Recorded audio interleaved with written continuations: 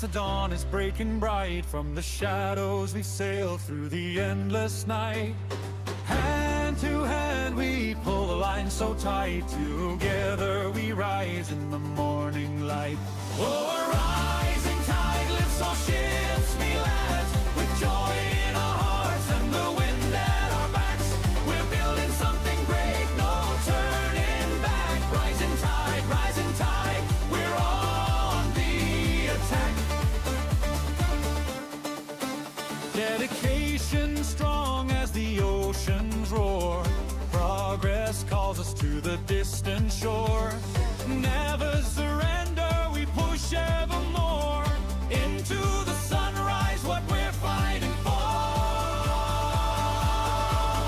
Oh, rising tide lifts all ships we land, with joy in our hearts and the wind at our backs.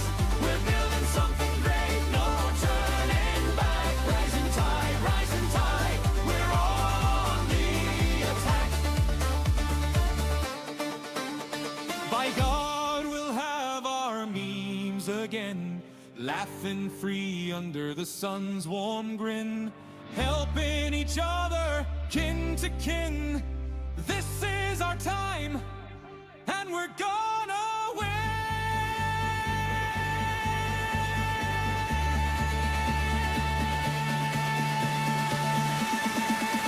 Oh, rising tide lifts all ships we land, with joy in our hearts and the wind at our backs.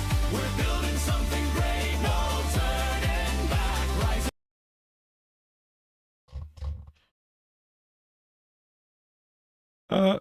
Oh, missed a step. Give me one sec. Ahoy, how's it going? How's it going? Hopefully everyone is doing well. Hey, Iraqi, I'm doing all right. I'm not sure why chat is not coming through onto the screen, though. What is going on with that?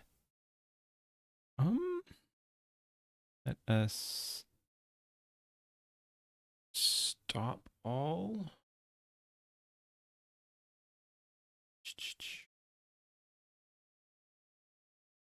There we go.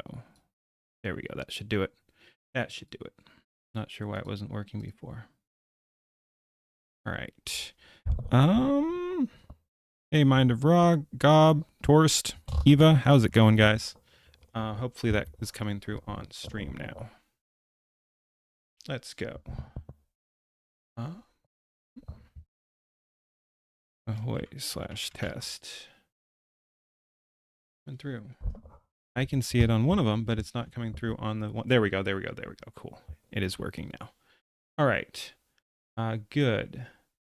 All righty. We're going to be doing some yapping as per usual. We'll probably warm up with Rev, and then I'm thinking we might do things a little differently today. I've been trying to do more AI stuff, including learn about it. Hey, Penny, how's it going? But yeah, so whoops, why is it capturing the wrong freaking one? That's weird. Okay, that's working. Now, if we pull this back away, there, nope. It's wanting to capture the other window. I've never had that happen before. We'll pull this out then. That, what? No matter which tabs I pull away, it wants to capture the other ones. That's really freaking weird. AI tests? Yeah, I can go through them again if anyone's interested. Well, not the same ones. I've done some more ones today. This is really weird, though. Let me pull this out. There we go. Now it's capturing the right one. That was weird. So what I was saying is, that was really weird. Hey, Mad Hatter, how's it going? But yeah, so what I was saying is we might do something a little different and go through some like tutorial videos and such.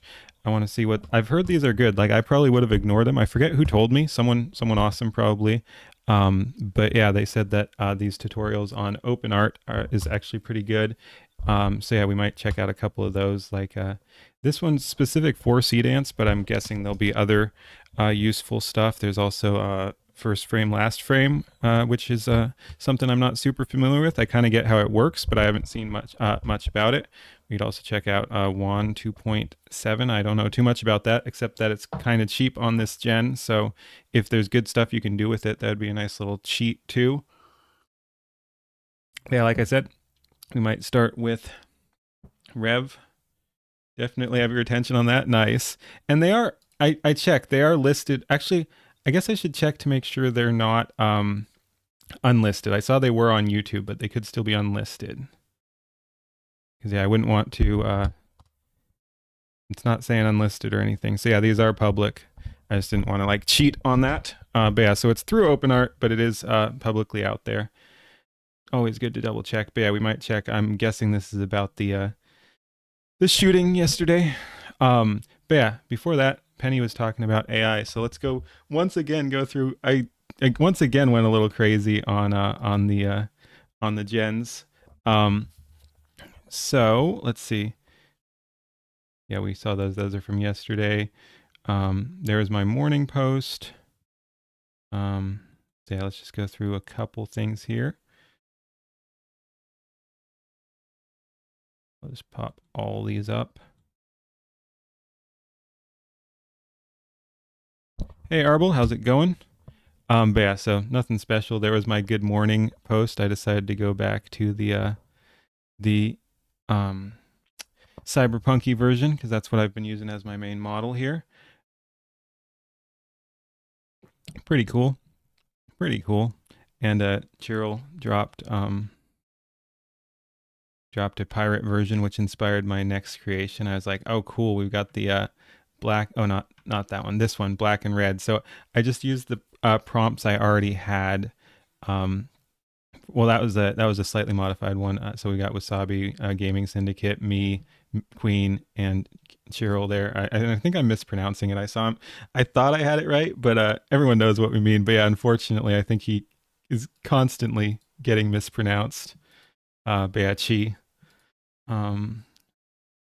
And yeah, we got more leaflet stuff. I love people jumping on that. So yeah, everyone keeps adding themselves. But the theme on this one, yeah, maybe I should have left it up a little longer. But yeah, no, that one's pretty cool. I really do like. I love it's such a easy little trick just to make. It won't work for everything, of course, but it's such an easy trick to make an image look cool. Is just filter for a specific color. Like if you make that color pop, you get a lot of cool stuff. So yeah, the black and red theme here goes hard. But yeah, and then so I'd posted I don't know where it is, but the Roboticus one before. Oh, and I did repost it in one of these. It must be this one. So yeah, I initially posted. Nope. Oh yeah. I initially made this because he is a transformer. So it's he's not. He's a mech. But it seemed like the obvious choice to kind of force him into that one. I thought that would be fun, and then I decided to go a little crazy from there. So yeah, I was like, you know what? That's cool. So what can we do? What can we do? Can we turn everyone into cars? And I don't know if I'm turning them into cars or just making cars for them. I think more the latter, except for Roboticus. But yeah, so I've got the Skybrows car there with the all whited out windows and the bright lights and the basilisk / dragon thing going there. So yeah, we got Skybrows there. I of course had to do my own there. Very cool. So yeah, we got the red and the black and the gold and the two different colors. Oh, I'm in the way on that one. It's got a red light on that side for the eye patch.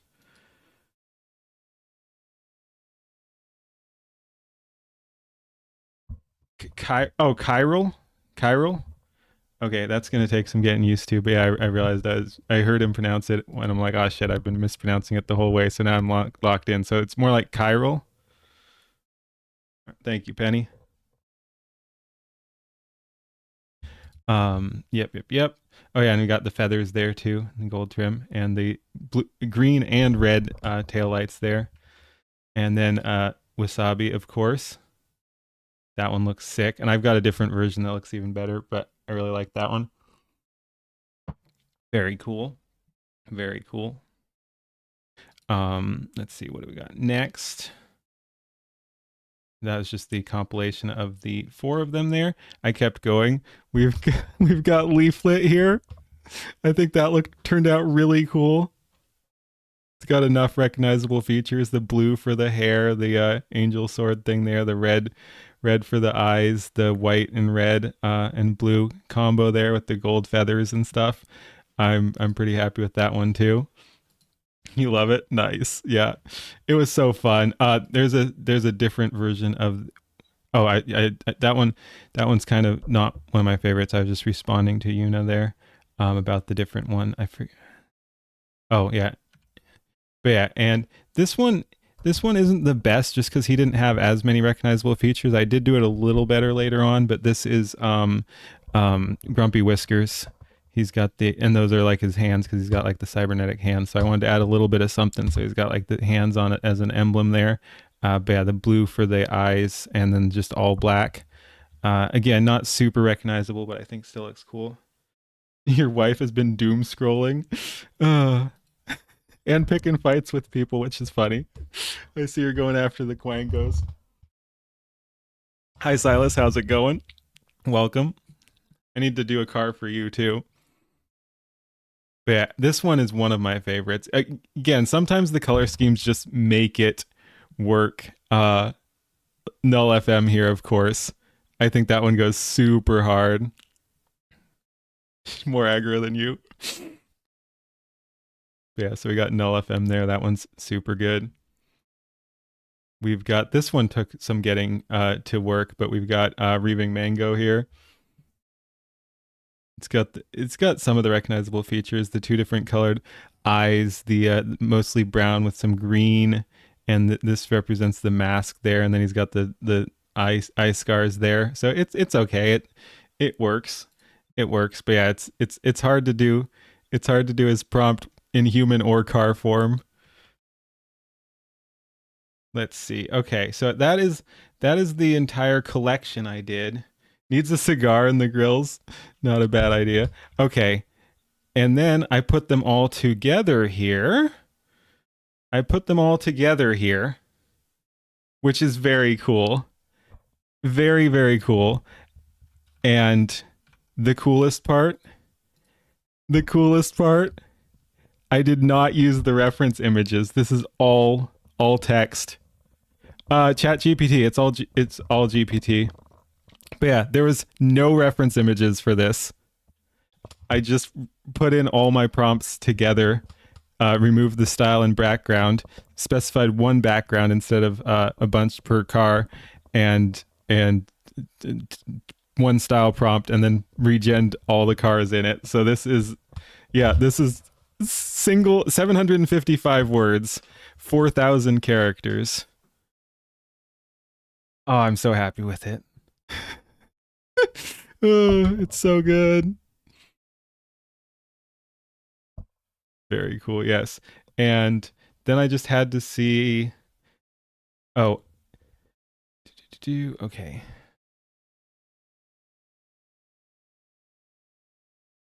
You're subbed to GPT? I got a free month. I don't know what we'll do after that, but I'm subbed at the $20 level right now. But yeah, and this is just again total regen, so no text images here too. And I just regened it in in the desert with a slightly different style. I think that one looks pretty cool too. Hey, Noel, we were just talking about your car too. I'm really happy with that one. Hey Arkham, how's it going? Are we gonna race in the Keen Cup? Should you make some Euro beats? Yes, actually, that would be awesome. Well, yeah, that could be damn fun. I wasn't planning to, but we do have to do something with it now. And yeah, so I kind of need to. I kind of need to get a race going. And yeah, so that's that one. And then I hope this doesn't get struck for 5 seconds or whatever, but whatever. I had to add sound to this. Okay, the cool thing here is similarly, I was just curious how video would handle it. Feel like dirt. I'm sorry. I'm sorry. I hope you feel better. But yeah, this is also no reference images. I wanted to see how image gen would handle 755 words.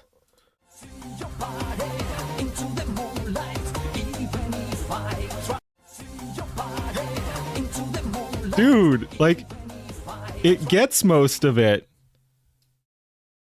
Roboticus there at the start. I can go to the non-fade in image that I edited a little bit when I was adding the music, but is that the default one? No. Where's the must be, right? Yeah.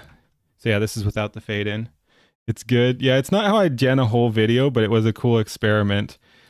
But yeah, so we got Roboticus there, recognizable. We've got Skybrow's got a little messed up on the side there. But I mean, it still kept most of the features there. Who's that supposed to be? Is that supposed to be Grumpy Whiskers or something? It might have lost some of the blue. So yeah, it definitely messed up some here. We got Wasabi right there, kept most of it. Shifted around the character and the lights, but that's what happens. It lost some of the color and scheme, but kept the lights and skull and crossbones there. Basically perfectly preserved Leaf's car there. Somehow there's null FM. This one just kind of got added, I think. I'm not sure who. Oh no. Okay, there's Grumpy. Okay. So yeah, I guess it actually added 2 cars in there. So that's a no one. Let's see. Because there should be 8, I believe. So we've got 1, 2, 3, 4, 5, 6, 7, 8. Yeah. Okay. So it just added 2 cars. So it actually did get everyone, and mostly preserved them. Mine got a little messed up. Mango's got a little messed up, and Sky's got a little tweaked. Yeah. Actually crazy work when you think about it. See you, Arkham. I hope you feel better. All right, and I think that's my AI gens for the day. We did some oh, actually there's 2 more. Oh yeah. So yeah, and then I just wanted to put the characters that the cars represent on the cars too. So I did a different scene there. So yeah, we've got Keen and Queen obviously on the car. And then one of my favorites.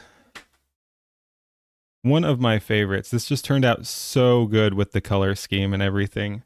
We've got Wasabi there. That's like, I just can't get over how sick this one turned out. And once again, you can just it's such a freaking hack. You can just cheat and make colors pop like this by literally saying like desaturate all colors, but red, emphasize the red, and make it pop and stuff like that. But yeah, I mean, that just, I can't get over that one. Drifter in that, yeah. Oh. It's so clean. It's so clean.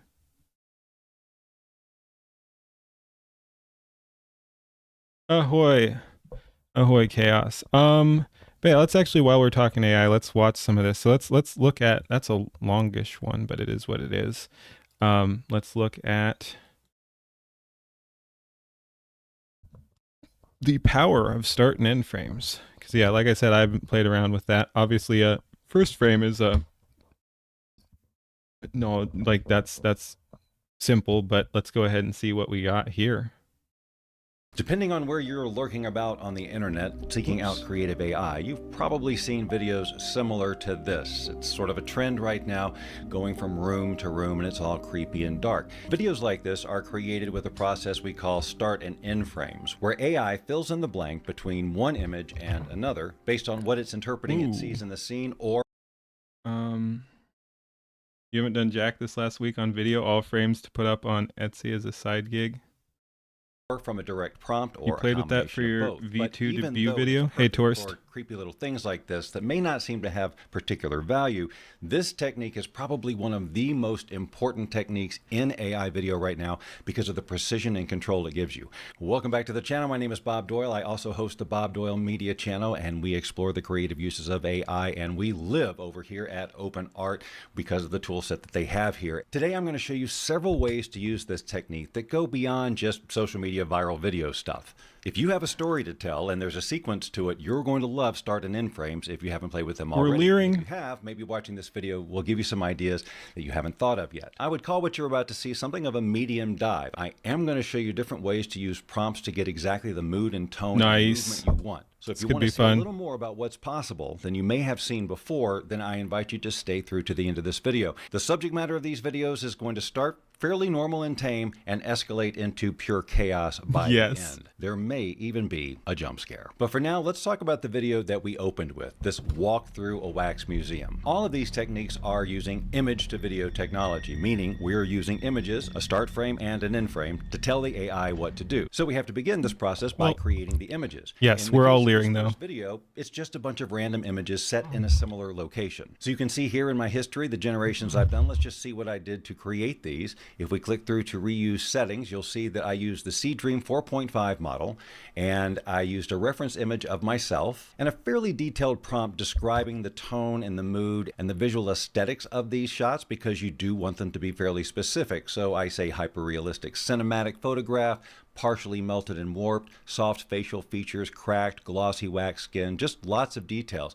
And then we talk about the illumination of the scene. Handheld flashlight cutting through darkness, creating harsh directional light. The more detail you give it, the closer you're going to get to the vibe you want. And if you are stuck on this, you can always use ChatGPT to help you get really good at these prompts. With all of these examples, it was the exact same prompt. I just changed the reference image to give myself some options to choose from for creating this animation. Now, that is a great way to get style consistency. That's kind of what I've been doing. Again, I'm not an expert, but that's what's been working for me. Is you have the general style prompt like he did. Mine is not that involved, and I don't think I could get away with that because GPT, which I've been using, goes absolutely haywire when you add too much stuff. But although some of that might be conflicting, so it would be interesting to try a long style prompt like this and see what it does.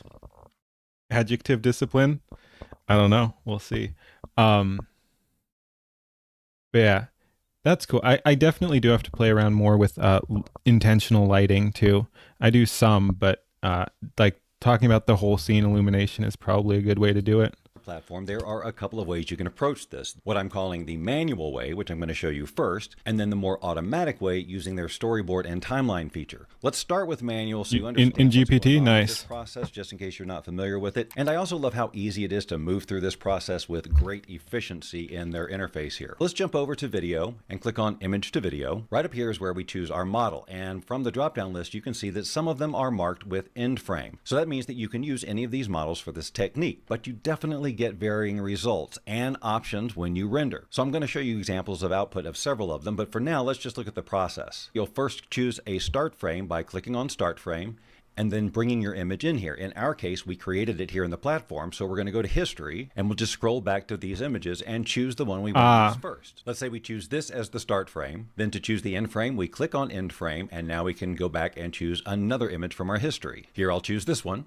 Click on confirm. Now for the prompt, I have POV of walking through a wax museum holding a flashlight aimed at old wax figures in a destroyed wax museum years after a fire. A little bit repetitive in the prompt, but it works for our purposes, and it's the same prompt I can use every single time. I don't need to necessarily give this specific directions because what we want the camera to do is the same from every shot. We want it to move from one subject to the next. For this example, we choose the Kling 01 model because it does support the end frames. If you've seen my videos before, you know I like to add audio to these because sometimes the results are great and you don't have to use it if you don't want to. One of the other things to keep in mind when you're doing this technique is the amount. That's nice too that I guess on this one you can add audio and voice separately.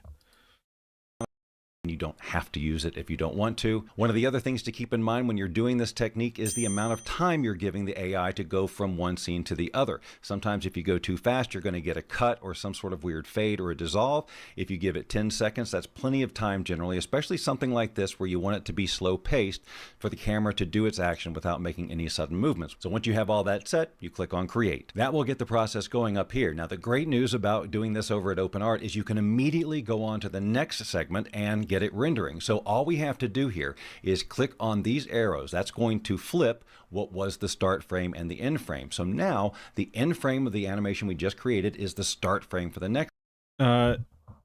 I subscribed for a year at the second highest level, so not the super expensive one, but like the $28 a month or whatever, because you save on the annual. So it's reasonable, especially considering I'm not paying for other AI. Although, I mean, depending on, like, you can gen images there. So I mean that. Let's just look very briefly. I'm not paid by them or anything like that. I'm not paid by anyone, but yeah. So you can access all the models through them too, and image gen is fairly cheap. So you can, like, that one's low. We don't want that high. What? Okay, never mind about it being cheap. If you want best quality GPT, you're paying video length for that's crazy. Okay, never mind on that. It doesn't make sense to spend almost as much for an image as like a basic video.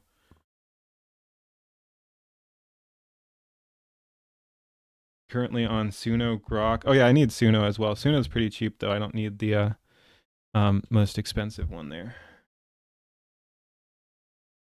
Suno, Grok, and Higgs. Yeah, okay, yep. Yeah, OpenArt does everything. Although, like I said, the image gen is fairly expensive. But I guess if you're spending money somewhere, you could do it that way as well.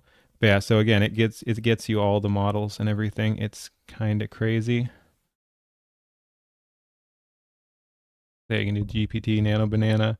What's the Nano Banana like? Yeah, Nano Banana is at least a little bit more reasonable. I really like GPT, and maybe GPT's price will come down when it ends. But like Medium is fine. I wonder what Medium would get you. Anyway, I was just curious. But yeah, you can gen some. I wouldn't do low probably, but you can do something like that.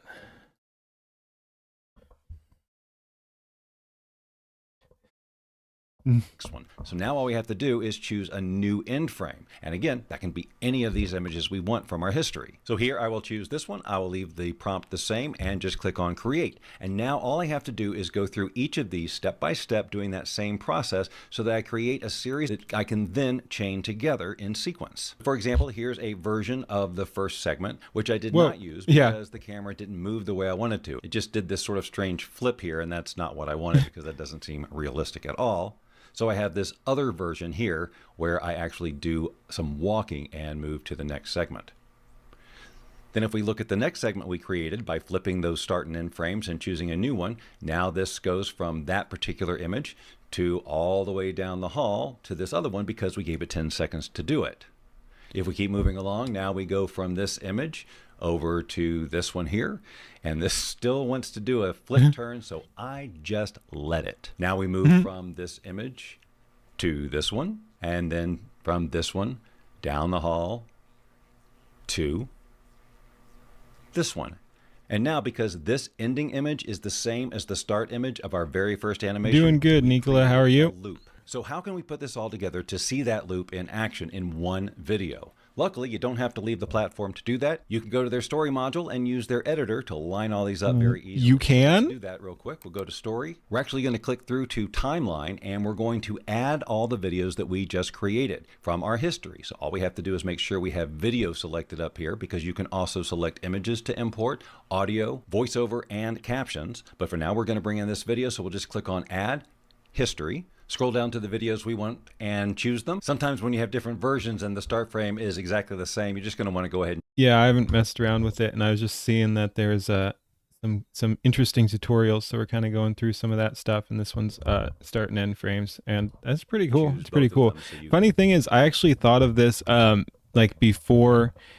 I'm not sure if they were probably out there, but I was just thinking of using when I was using Grok when it was free. Like I was thinking it was a cool trick that I never ended up using it, but it was just a theoretical thing. Like if you don't have start and end frames, you can at least still match by, you can't specify end frames, but you can like take a screenshot of the last frame of your video and use that as the start frame of a next one. So you can do start frame and then use the end frame as a start frame for your next video.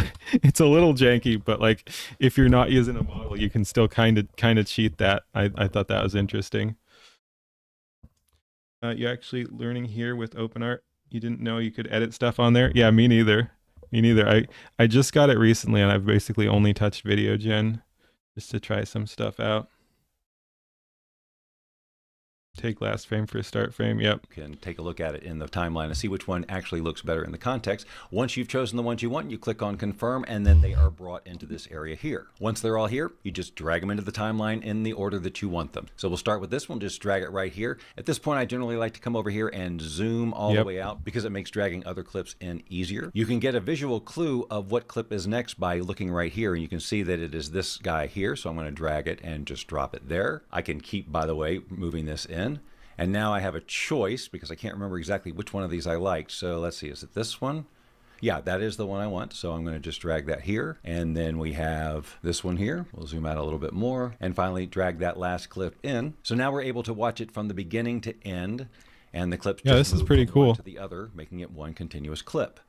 So now we move through the museum. And of course, we could just keep this tour going forever by adding more images, just creating more video clips, and then linking them together. Dude. When I originally created these clips, I did not have the audio on them. So to finish this video... Oh, man. Yeah, I might have to mess around with this. Planning to use mid-frames to get a split effect to use in post on the series you want to put together. Frames split. What do you mean by that exactly? Just that, yeah, I don't quite know what you mean. Because I am not that sophisticated. Split. Yeah, I don't know exactly. More traditional route, which I think any of you who are really serious about this also have maybe some video editing skills and expect to use them. In this case, I downloaded the clip and added some sound effects myself. And to do that, I just click on this download button here, and then you just click on download MP4, and if it is not... You'd love to be able to spend money on this, but life has a way of getting in people's ways, if you know what I mean. Yeah, I do. Quantum split where multiple copies of the character start doing... Oh! Interesting. So you're doing multiple things? Okay, so you can kind of split off from there. That's interesting. Just don't quite understand it, but get it a little bit. You think you'll stay with DaVinci for video editing? Yeah, I've been using, not that I edit much, but when I need to edit just like a short example clip, I've been using Caden Live just because it uses less resources. Like once I get my other computer back, I'll probably go back to DaVinci. But yeah, Caden's pretty good, nice and low resource. But yeah, one nice thing about OpenArt is it is relatively affordable too, which is why I went with it, honestly. Not been rendered, it will do that and will download to your computer. So once you combine your own sound effects and your own music and make it your own, you could have something like this.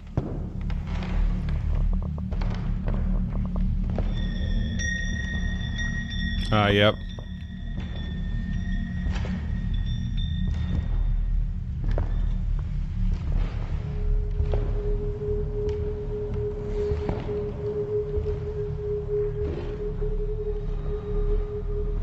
That spin is freaky.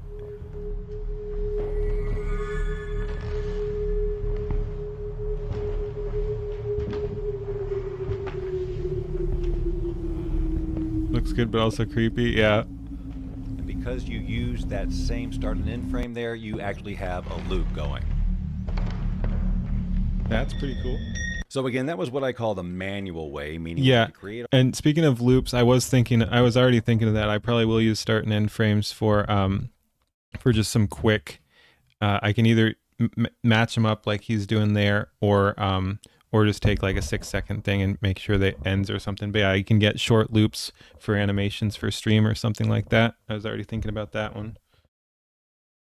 All the images AI's errors add to it. Yep. Into the start and end frame section of the module. We flipped it. We did all that thing, and we did it over and over. Then we dragged them into the timeline and assembled them ourselves. It was easy, but it can be easier and more automatic in some cases using the storyboard feature here in OpenArt. If I click on Story, I'll open this one that I created earlier called Shopping. Now this one does tell more of a story in that Presley here is shopping for shoes and an outfit in a store. This was done with a series of images, her in different areas of the store, and then of course just using the technique that we talked about just now, using a prompt, moving her around the store so that we have a continuous video where she is actually trying on the dress at the end. So let's see how we did this. When I click on Edit this story, it brings up my workspace, and let me show you around. Over here are our images. These are the images that were used to create these animations that are constructed over here. So let's cover this section up right now and just look at the images. We actually have the ability to create the images right here in Storyboard. We don't have to do them in the image creator and then drag them in. Everything can take place here. I dragged in a reference image of Presley. We can bring in up to 4, and just like using the Seedream editor or GPT 1.5 or Nano Banana Pro, we prompted to use the reference image to create what we want to see. In this case, I said woman is shopping for an outfit in a department store, and it generated this image here, which was fine until I continued to generate images, and a few of them consistently put her in a blue shirt. And I thought, if this is going to be a continuous move of her through the store, her shirt color can't change. That would break the realism. So I went back to this area here once I saw that these shirts were being created with blue and I liked it. To create a blue shirt version of this same image, I used the first image it created as the reference image and then just prompted it, change her shirt color to blue. And now I had this image. And I did that in a couple of places. This is pretty wild. I wonder what model it's using because I don't see a model selection there. I'll have to check out that later. Here, there's a hey Runya, how's it going? Push that will automatically. Story creator used before trying to make a music video that was 15,000 credits thrown out the window. Are you saying you don't like how this works, or what? Like it doesn't provide good results? Line these things up for the start and end frame technique. Then all you have to do is create the prompts for the transitions between the images, and that magic button is right here. Connect current shots. When you click on connect current shots, Seedream 4.5 maybe saying you need to change your video model because it doesn't support start and end frames, and will ask you, do you want to change to one that does? And you can say yes if you'd like, or you can say no and then change it however you'd like. In this case, it defaulted to yeah, you're right. Down here at the very bottom it shows what model. So video model in this case is Seedance 1.0 Lite, and the image model is Seedream 4.5 over there. Yep. Okay, so yeah, you can select what you're generating with over there. That's pretty nice. 1.0 Lite. I'm going to choose instead Kling 01, for example, and you'll see that it has automatically put the start and end frames in. And then all I had to do was customize the prompts to tell the AI what I wanted to happen between these two images. So for example, between this first one, where she's just browsing the rack, and then the second one where she's looking at shoes, I tell it the woman is browsing for dresses, then walks over to look at shoes. In the next segment, the start frame is her looking at the shoes, and the next frame is her looking at purple dresses. And then the prompt is she puts down the shoe and walks to a display of blue and purple dresses. Same thing here. Because we've generated these different versions of the images, we can choose them at any time, and it will replace the start or end frame, whichever we're choosing, appropriately. But this is really interesting. Like, obviously, human editing is going to get you better results, but considering I'm not super good at that, like I might try to do something similar to this for like a first video or something like that. See how it turns out. Like, that is pretty interesting that you can just get it all from here.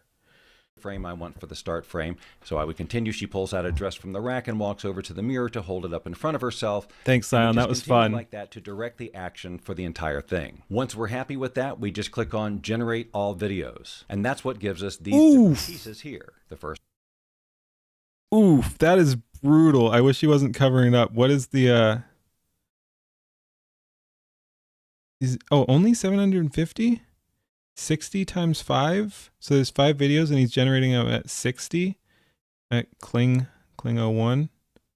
Interesting, but yeah, 750 credits, not bad for 5 videos. Generate all videos, and that's what gives us these different pieces here. The first one where she walks over, to the shoes, and the second one where she has the shoes, and then it's kind of an interesting transition. I think I would probably choose to do that a different way if I had the option to add more time to it.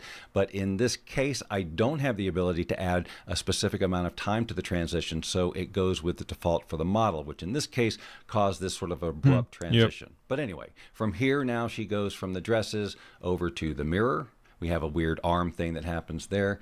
Then finally she does a magical spin, she's wearing the dress, and then in the last scene there is no end frame, so I just prompted she waves goodbye and leaves the store. Now that I have all of these created, all I have to do is click on timeline, and you will see that it automatically puts them all in order, and I can just click play right here and it'll go through the entire thing just like we saw before. That's kind of crazy. And then like if there's one you don't like, you can regen that video in between the start and end frames. Here's an example where we're telling something of a story, but it really is just a random All right, see you, Penny. Take care. Thank you for hanging out. Series of images that have a similar theme. Let's check it out, and then we'll see how I did it.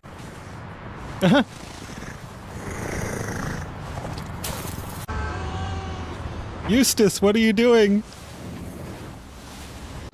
Very Eustace-like behavior, honestly.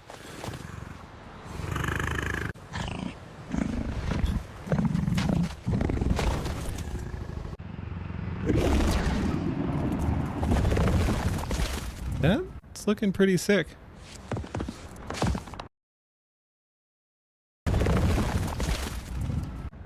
Yeah, I was gonna say, I did notice the traffic was moving and then stopped there.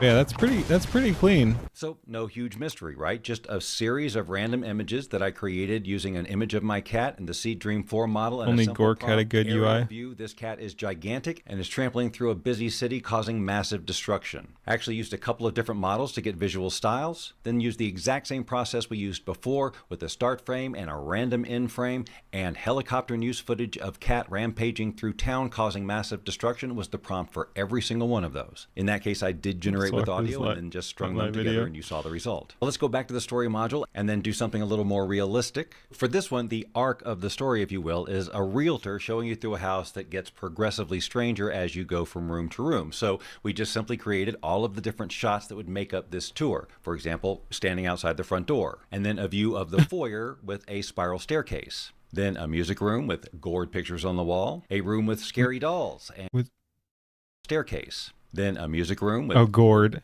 pictures on the wall, a room with scary dolls and a door that says go away on it, and finally an old, dirty, disgusting kitchen. I'm not going to go through the step-by-step again because I'm sure you understand the process here, but I want to get into showing you how between generations. I did two versions of. What are you saying? Like it's choppy or something? Like it's not smooth when you put them together in this way?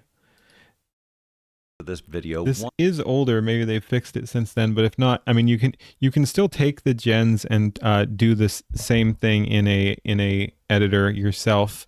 It won't be as easy, but like you can overlap it a little bit if there's a cut or add a slight fade effect or something like that. But yeah, that is unfortunate if it's not working right out the gate. Talking and one does not. First, I generated it with a model that does not support sound, and in this case, it was the Seed Dance 1.0 Lite model. So she opens the door and she presents the foyer. We have a seamless walkthrough to the music room. She's doing some talking, but we're not hearing it here. Now over to the scary doll room. Yeah, there's a little bit of a cut where there. She walks backwards into the kitchen. Yep, I'm seeing the slight cuts. And again, there was no end frame after that last thing, so she just sort of wanders around in the kitchen. Now, let's check out what the Veo 3.1 Fast model did, which does support audio, and I gave it a very specific script to use as she was giving the tour. Welcome. This home has great curb appeal and a very inviting entry. As you step inside, you'll notice the custom spiral staircase. Each rail is completely unique. This music room features a statement piano and a curated collection of gored artwork. That was interesting. This space offers the cuts are even worse here. And a strong sense of personal boundaries. The kitchen is this is really rough for whatever reason. Issues. So what do you think? Ready to move in? So there is no ignoring the jittering that Yeah, takes place super between these two choppy. images. Seems to be an issue with the Veo 3.1 model. But general practice with these start and end frame animations, a lot of the times, if you're a professional editor, you will want to download the individual Yep. clips and just trim off 3 or 4 frames at the ending or the beginning of each of these clips so that you don't get that jolt. Again, I know that's another level of expertise that it requires, but think of all the time and money you've saved creating these assets that would be impossible to do otherwise. We're going to do a different type of tour this time, and Yeah. a little bit of a different approach to the start and end frames in terms of how I'm using them, because I'm actually using 2 frames in one scene sometimes, just so again I can get more specific with exactly the action I want to take place. So for this one, it's going to be a walkthrough of a garden with bizarre fruit. But not only is she going to show us the fruit, she's going to break it open, which means we need a picture of the fruit closed and we need a picture of the fruit open. Then we will prompt our way from that open fruit to the next fruit in the tour. Again, we're just generating several options here that we can choose from when we bring it into the editor, but that's the general progression of the story. I did all of these in the story editor, and because I can choose different models, I ran the complete workflow 3 times, so I have 3 different versions of each one, which I assembled to create 3 different videos, so we can see exactly how each model looks independently. So let's look at them. Now I want to clarify that this was an example of me doing the audio work in post-production. I wanted my own music soundtrack. I wanted to be able to put sound effects very specifically in certain places, so I wasn't relying on the automatic sound effect generation here. So what you're seeing here is one soundtrack used for all 3 video generations, which for the most part times out because the events are timed to the same start and end frames and each video segment is the same. There may be 1 or 2 places where one effect doesn't land exactly where the action is taking place, but check it out for yourself. This first example is the Kling 01 model.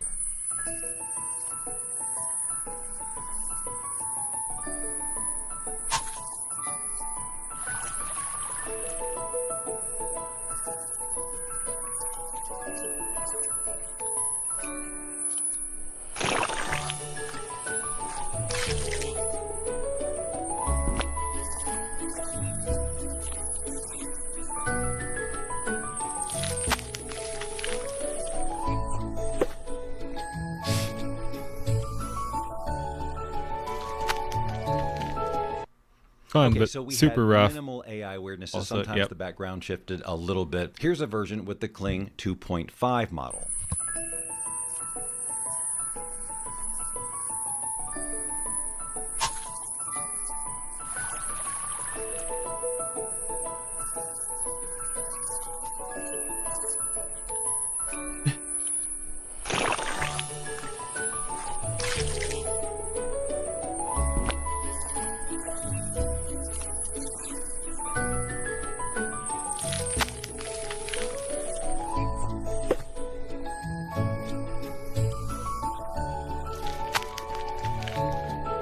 And here's the same images, same prompt, same soundtrack with the Dance 1.0 Lite model.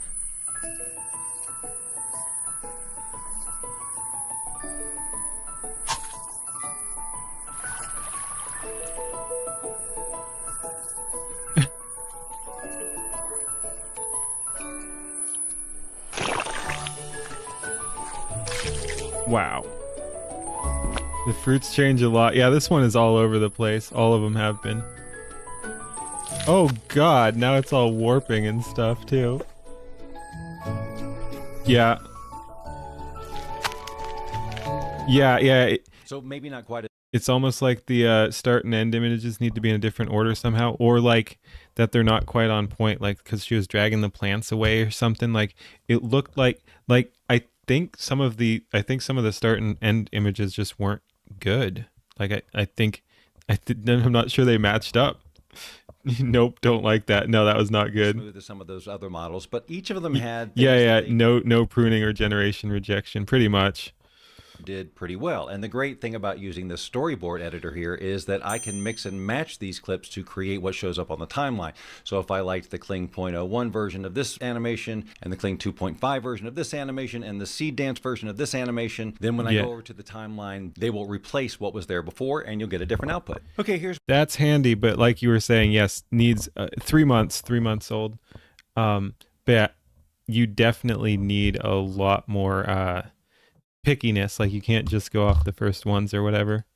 where things if start you're to get trying to make them match extremely up. chaotic, but there is a method to my madness. I want to show you the importance of a prompt, especially when you are doing Yeah, frenetic no, action, this you're isn't wanting Seed to Dance cause a 2. certain We might watch movement. one of the Seed Dance 2 videos. We've got Master Seed Dance in 2 minutes. Or sorry, in minutes, 2.0 in minutes, yeah. And tone. Yeah, no, It's it's generally old. going to be necessary to I add was a fair just curious amount because I'm not super familiar with start and end frame stuff. details. So fair warning, this next video features scary clowns running through halls that are questionable in nature. Just remember, this is all just AI, and I'm here to teach you a technique that you might actually use one of these days. But here's the final result. Because it's a loop, it doesn't really matter where we start, but I want to highlight here so you can see that we're reaching the end of the clip, and it just goes on from there, and now we're at the beginning of the clip. If I had just put these images together and I'd said the camera moves through the hallways, very often you get very little movement and it's just not very interesting. So learning how to prompt this kind of action the right way makes all the difference in the world, regardless of the model that you choose. Because I use similar prompts to create similar videos with Clown different World. creatures being focused or different atmospheres, I'm going to show Yeah, no, this prompt it's not in the Seed Dance description 2. so that if you're interested in this kind of thing, you can use it as a starting point. But basically we have, again, a lot of details. POV, frantic sprint, already mid-run at the first frame. Sometimes that works, sometimes it doesn't. The camera is already moving at full speed, ramp up with urgent handheld bob. Footstep impact shake and slight motion blur at the edges. The camera pushes forward and commits to turn. So it has extreme actions listed like one step into frame, one swing overhead, maintain tense, disturbing energy, continuous forward momentum, no settling, no pause, no arrival.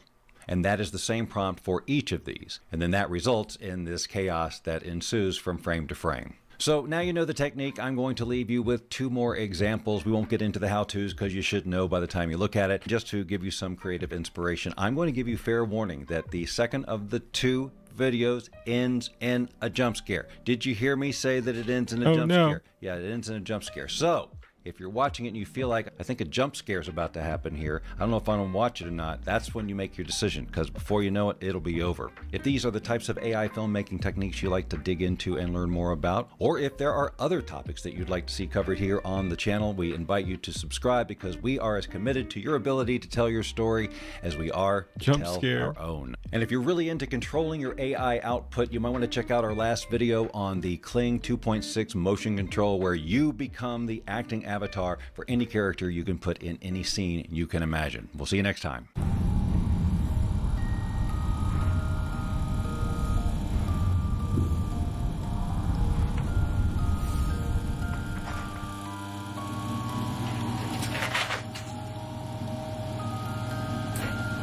Whoa.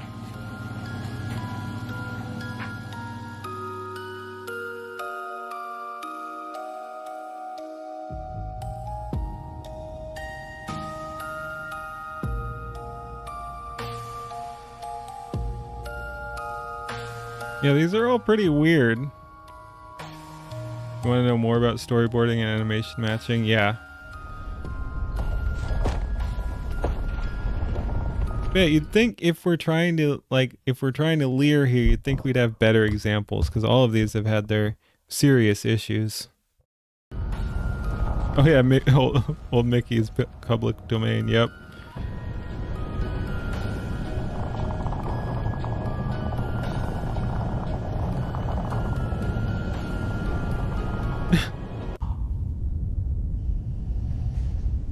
Yeah, like what is the point of all these?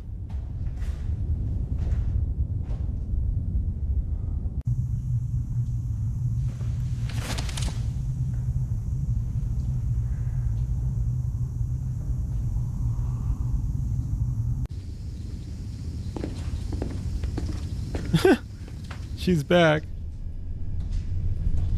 It'd be funny if there was no jump scare.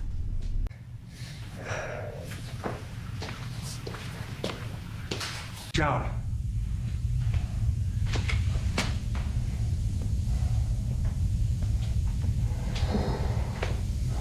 Ah, the light turned around. Yeah, okay. This is terrible. It really is.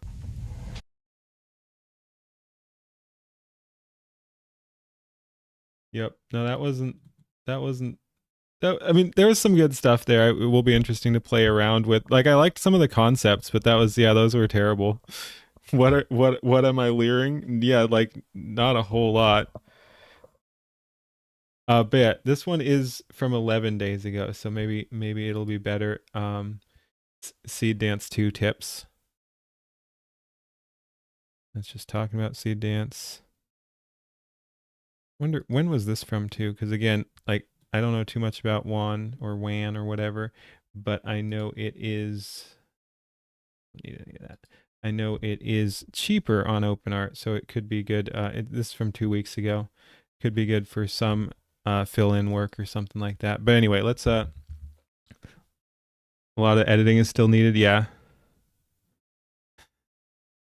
I think the layering was just the tools and the site has and the different ways to deploy, start, and end frame. Yeah, but he still should have had a more interesting result. Like I know, and that was interesting, the start and end frames. But if you're showing off start and end frames, you should have a good result with limited weirdness. But anyway, this is from 11 days ago. So let's see what we have about Seed Dance 2. Ooh.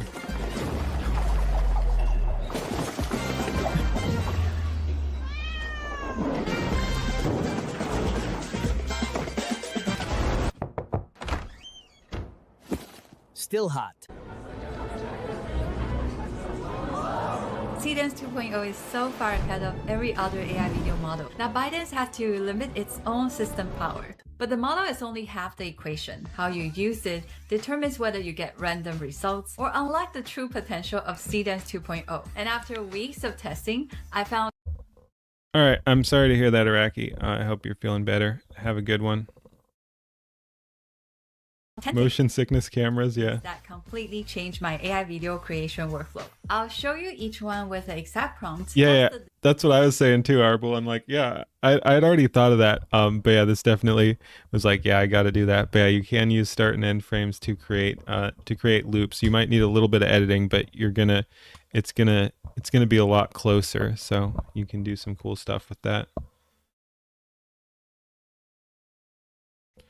Just starting to layer, yeah. I found along the way that will take your AI filmmaking to a whole new level. Let's get into it. But before we get into all the multimodal stuff, let me show you what just the text prompt can do.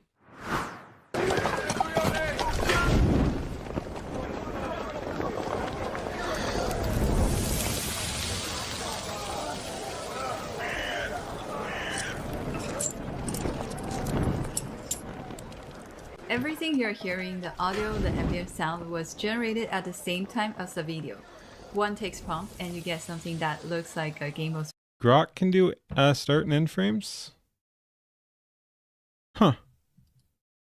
Other models struggle to know notice many details in the single take, and Seed Dance 2.0 actually follows what you give it. This prompt is pretty dense, so we're not going to the detail, but every prompt I'm showing today will be in the link below. You can grab them to test them yourself. Here's a simple one that will still get you incredible results. For this kind of single take shot, the structure is pretty simple. Start with continuous single take and with your camera actions, and then we describe what the camera sees as it moves. Then we end with more control and style like no cut, seamless transition, cinematic, 8K, high definition. And then you'll get something like this.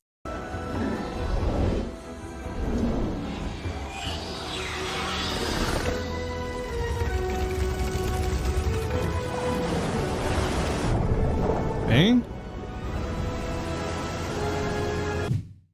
Now let's try a fight scene with start and end frame mode.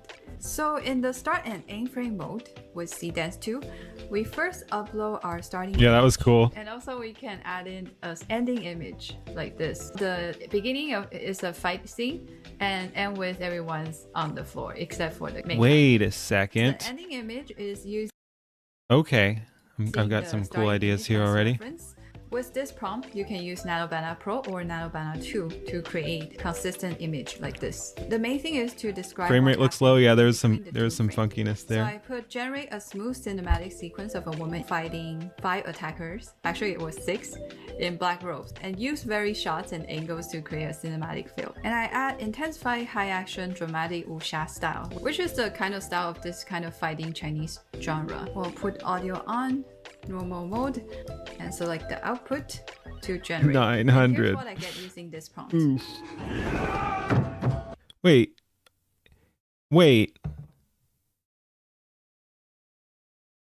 15 seconds, 720p Seed Dance 2. There's no fucking way. There's no fucking way. I was like 900. That seems high, or that seems low. Is that still the rate? So if we go Seed Dance 2 normal mode, 16:9, 720p 15. Yeah, it's 1200 now. I'm pretty sure I have the same settings. Why did it cost? Yeah, it's 1200. Yep. Yeah, I just checked. If I plug those same settings in, it is 1200.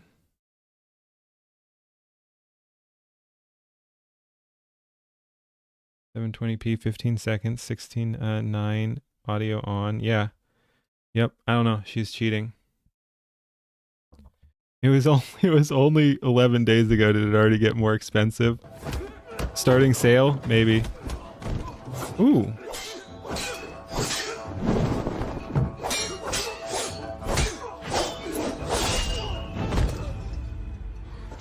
And we can see the There's still some transition from choppiness, the but that's first really one good. to the last one seamlessly with everything that just falls into the right place. Even like the dangling lantern in the end, it dangled to the right position. And this is the power of Seedance 2.0. And here's what I found after testing this. No blood, I guess At not. first I tried specifying exact camera angles and movements for the fight, like this. But it actually gave me a worse result because it feels like this slow motion scene to the end has become very abrupt. Here's another version. Remove the specific fighting angle and just use random shots and angle to let it have its freedom to design the scene. Then I get better results like this. And I think that makes sense. Yeah, it really does need blood, or at the very least contact or something. You're trying to fit a lot It's of cool, action but into 15 seconds, which is the max Seedance 2 can generate. Over specifying can actually work against you. The model is really well trained on cinematic fight choreography, so sometimes keeping it high level and letting the model use what it knows gives you a better result than trying to micromanage every detail. Now let's get into the most exciting feature of Seedance 2.0. Hey Matt, how's it going? In OpenArt, Ooh. this is under Okay. text. Now we're leering. I haven't messed with that. I don't even know what multi-model is. So let's go ahead and see what we got here. With reference, Multimodal. you can upload image, video, and audio all at the same time. Each file you upload get a tag, like add image 1, add video 1, or add audio 1. This is the core interaction method with Seedance 2.0. You use those tags in your prompt to give each file a specific job in natural language. So let me show you this example. For this one, I uploaded this video with a dance.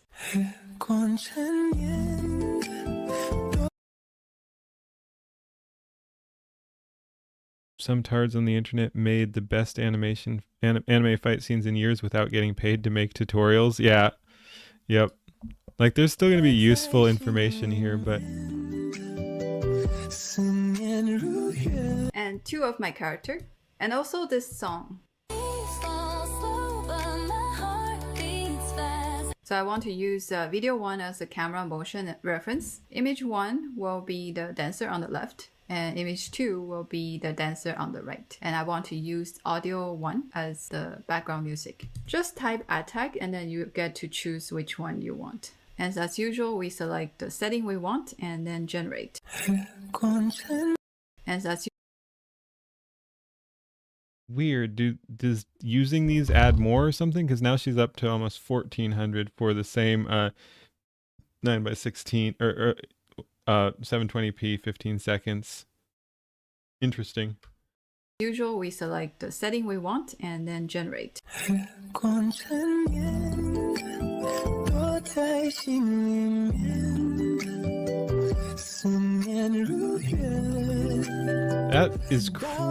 That is crazy good though for what the prompt was.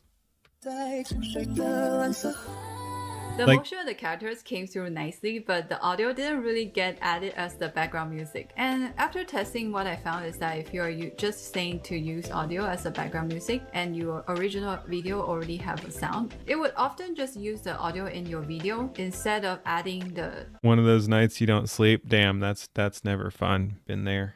music as the background music. And also you'll notice that actually my video reference is only 14 seconds. So at the end of the video, there's 1 second of my audio trying to come out. One good workaround is just to upload the video without the audio. I still want to show you this because it's something you should know when you try yours. You shouldn't have to work around it. You should be able to tell one to, like, you should be able to just say ignore sound on one or whatever. By tagging files and writing sentences, the realism and Local quality of bros, motion it's so control here is Jover. really unmatched.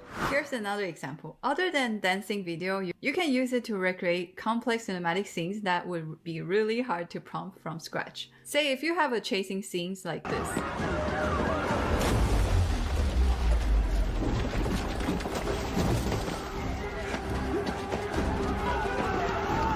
And you want to recreate it with different character in different settings. I use this image as the starting frame and this chasing video we showed earlier, and also this audio that I wish to add as the background music on top.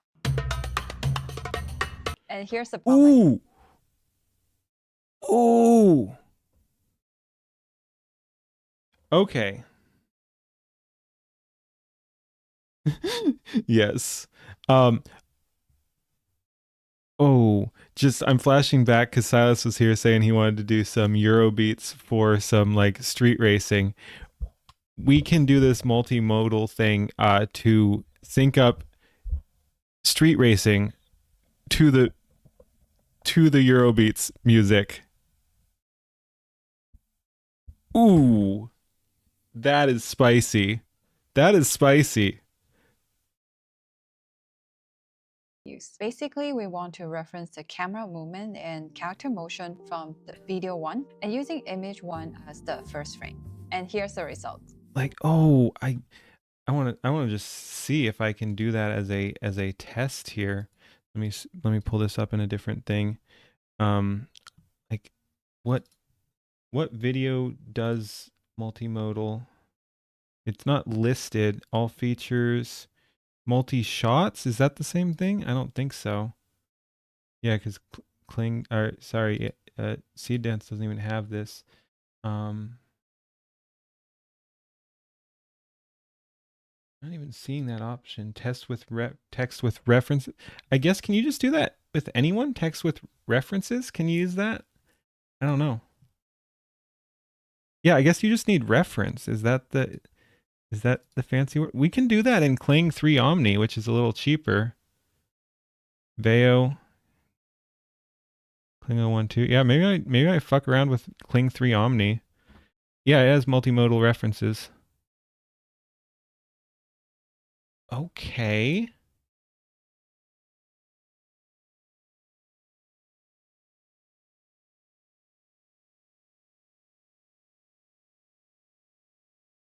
We can only use 7 references on this one, but interesting. Yeah. What would that cost? Let's just stay with okay. I don't know much about Omni, but yeah, that's more affordable to mess around with. We'll see.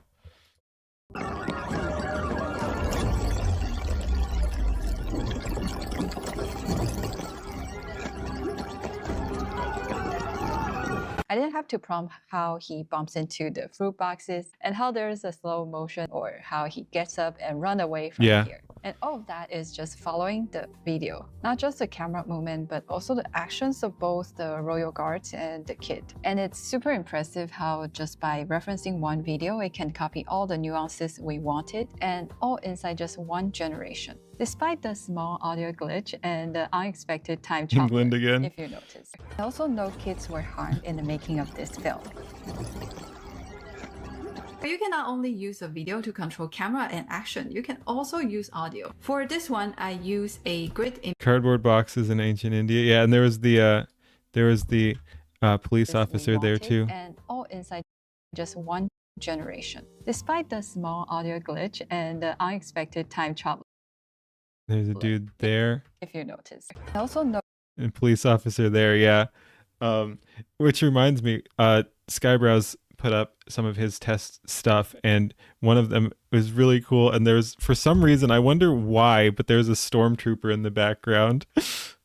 kids were harmed in the making of this film. You can not only use a video to control camera and action, you can also use audio. For this one, I use a grid image of 3 K-pop characters singing on stage as my visual reference. I also added the song I generated on Suno.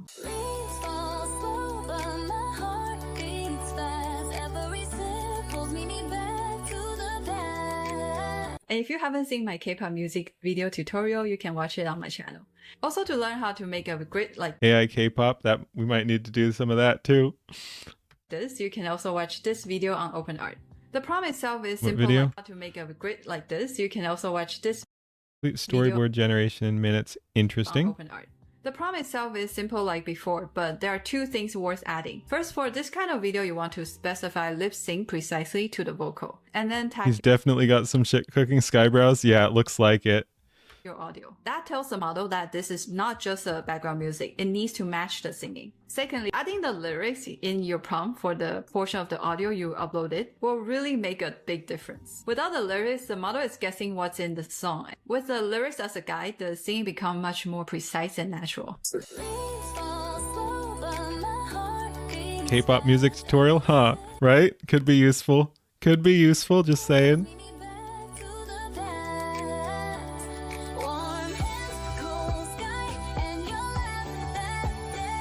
A little uncanny valley, but damn good lip syncing, and it probably look better in anime too because you don't have the uncanny valley thing as much, and you can still lip sync. So, I mean, yeah, that's pretty good. If you want precise lip sync, then Cdance 2.0 is probably the best way to get it right now. And I found that grids consistently give me better results. The model gets multiple angle and composition to pull from, so the output has more variety in the camera movement. Although they don't exactly match my grids, No, I think Ricky, it's for no. the reason because my grids are not suitable for this scene. A lot of Lip syncing the bane of your music videos, yeah, often the case. scenes are just reference. Also, I didn't specify in my prompt to use it exactly, just as a visual reference. You don't like K-pop that much, but just personal taste. The reason I was interested in it, and maybe Tourist as well, is because Silas has been doing that. There's kind of a theme going on in the community where people are doing K-pop stuff. So that's why it would be fun to do I don't even know too much about K-pop. It's not my thing, but it would be interesting to gen a K-pop song and do some dancing to it, just for the community aspect, because other people are. So it would be interesting to look at that tutorial. And J-Rock, on the other hand, yes, or J-Rap.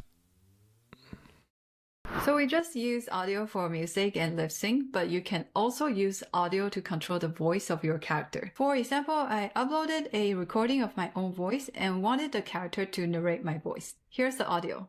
Okay, you guys literally need to see this new foundation brush I found. It's so incredibly soft and blends everything like butter. I uploaded 4 images of the same characters in different scenes. In the prompt, I used narrating in the voice of, and then tag my audio. Yep. And then I told the model to animate a seamless sequence journey through the 4 images. One thing I've learned from testing is that I have to add negative guardrail like no morphing, no ghosting, and no camera cuts for this specific effect where I don't want any morphing, but a scene by scene natural transition. And here's what we got. And so, my perfect day in Paris begins. A trip to the market for the most beautiful peonies. A little cafe au lait and a croissant, of course. And to end it all, a toast to the city of light. I'm not sure if it's fully replicated my voice. Once again, I wish we were getting better gens here. This is insane that they're using these as like tutorials and they look so As you know, I awful. have an accent, but maybe it's not strong enough for the model to register as distinct feature. I think it captured the general quality of my voice though. Let me know in the comment if you think it captured my voice or it just completely ignored it. There's also an error where the head twists in the wrong direction here. Overall, the scene-to-scene transition came out really well. There's still room for improvement. 360 but turns, it's yeah. Getting there. Let's take the voice feature further. Instead of one voice, we're going to use 2. And here's the practical tip. Right now, it only accepts up to 15 seconds of audio reference in total. So if you have 2 characters, we can actually split them into 7 seconds each so they stay under limit. I'm using this image as the opening frame, and I uploaded 2 audio, one for the boy and one for the vendors. My fruit is the best in town. Seriously, you won't find fresher or tastier anywhere else.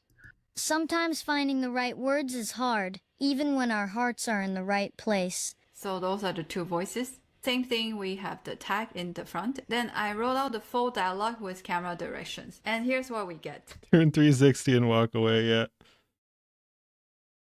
Made for normies interested in it? I guess. Hey, mister. I have a royal secret. Very valuable. Worth at least Upstar 2 videos, bananas. yeah. 2 bananas. Okay, 3, but that's my final offer. What's the secret?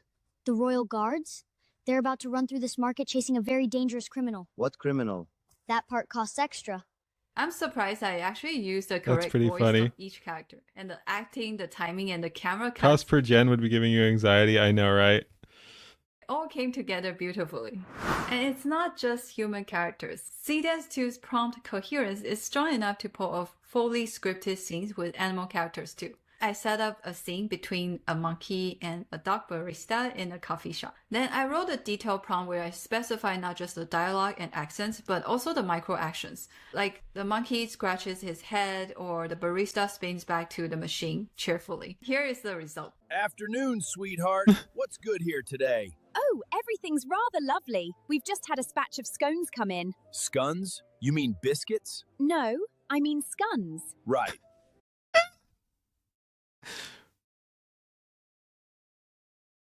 I'll just have a coffee. Black. Brilliant. Won't be a moment. So the scene is set at a matching coffee shop. The prompt adherence is incredible. Class. Exactly Yeah, we were just checking out some of Open Arts tutorials. Hey, Don Halo, how's it going? The action we put in VA doesn't fit characters. Yeah, not really. Things like monkey scratching his head and the barista spinning back to her machine. It followed my prompt down to those tiny details. Not to mention the perfect lip sync on animal characters with 2 different accents. It shows that you can write a prompt at the level of a shot list with specific performance directions, and Seedance will actually deliver on it. I mean, yeah, that part is pretty impressive. That was all mostly text. Again, you had the reference images, but then the actual direction was text. So yeah, there was some weirdness there, but that one was pretty impressive actually. With specific phonetic spelling, yeah. Directions, and Seedance will actually deliver on it. You can also use a storyboard grid like this to generate an entire scene. Just upload your grid as a single image. Really? And here's the prompt we used to animate this image from left to right, top to bottom in sequence. Then I describe what's happening in the story because the logic between That's super cool actually.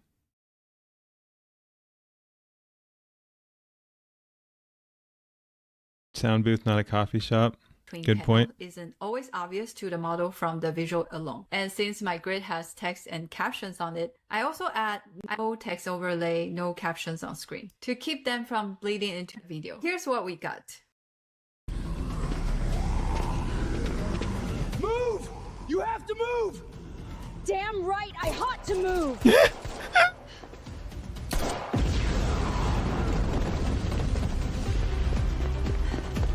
It did follow all the panel in my storyboard in order, but the explosion effect here looks really funny. Yeah. Also, in the end, I've seen worse. Like that was obviously really rough, but that was cool from what they were working with, honestly. Sounds from a really weird place to hear. I think the reason is in the double grid. reference the photos. direction of where things should be is not fully thought through. That's why we need something like Open Arts World Studio to fix this kind of directional issues. But at least I think it did a great job in following the grid. You can also use Ada actual Wong, comic yeah. pages for this. But be careful with everything that involves existing IP. Everything we've shown so far uses references for specific things like motion, camera, or voice. But you can also reference abstract visual styles. We can actually point to a video and says, I just want it to look like this, without copying anything else from it. For this one, I have the character image for the face, and also this style reference video.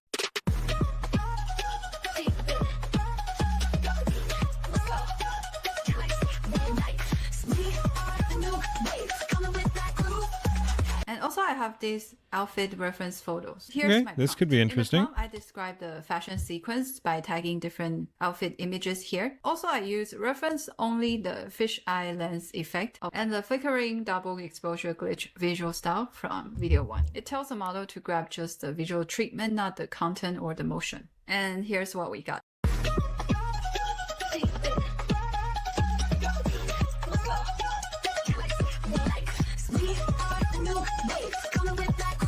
The result closely matches the original video style. All 5 outfits follow the images I uploaded, but it's not perfect. There's something that I didn't specify got pulled into, like the makeup and the nose ring. Also, the original video has the AI generated watermark got transferred too. For fashion content, product videos, and anything that needs a specific visual treatment, this saves you from having to figure out how to write the effect in words. And we're not done with the video once it's generated. Seedance 2 lets you extend it, edit it, or rewrite it entirely. The setup is small simple. person on head. Yeah, that was weird.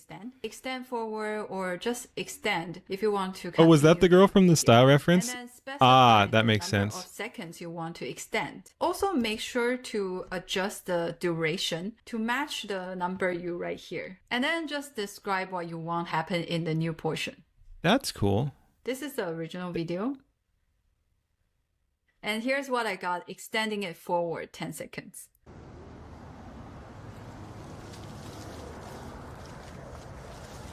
Watch out, you're losing pedals. And I also extend it backward by 10 seconds. When you combine them, you can get a seamless scene that's longer than the 15-second generation limit. And that's a real unlock here. The 15-second cap used to be a hard ceiling. Oof. You can keep building a longer seamless scene without cuts. Bro, that's so rough. Like, I'm getting dizzy. An extension adds to what's there, but what if you want to change something that's Gotta already be careful happened? from that. Looks like things will bleed through on style references. Oh, yeah. You can talk to the model in natural language to 3 manipulate FPS. your video after they're generated. Swap characters in, remove things, add elements. It's not always perfect on the first try, but the flexibility is there. That's the 10 advanced technique. I could keep going because there's more to Seedance 2.0 than I could fit in one What did she do to the frames again? I have no clue. Let me know in the comment which one impresses you the most. I hope you have enjoyed the breakdown. See Thanks what for else they watching, got. But and I'll see you in the next once again, there's cool stuff there, but like also some pretty wonky stuff.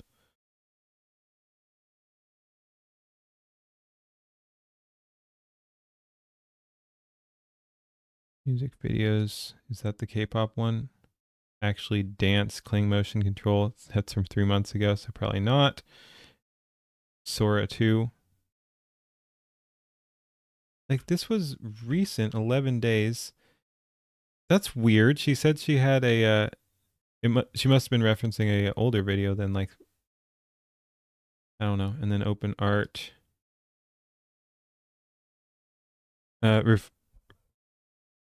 Audio to lip sync is good stuff. Yeah. Sky should teach them. I know, right?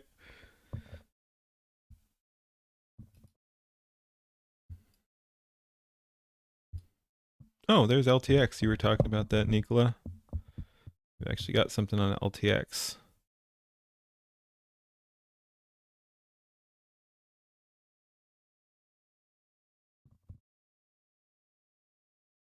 Alrighty, I think I'm done with the tutorial videos. I am curious, this is from 2 weeks ago, I am curious about Juan, but I can do that later. Maybe we just watch Rev here. I feel like most people's writer better prompts than these guys, but it's good demonstration of the basics, yeah. Oh, most of our people write better prompts? Yeah, probably. I think I might write better prompts and I don't even do this stuff. Join Skynet. Might learn a thing or two, yeah. Sky should make a tutorial.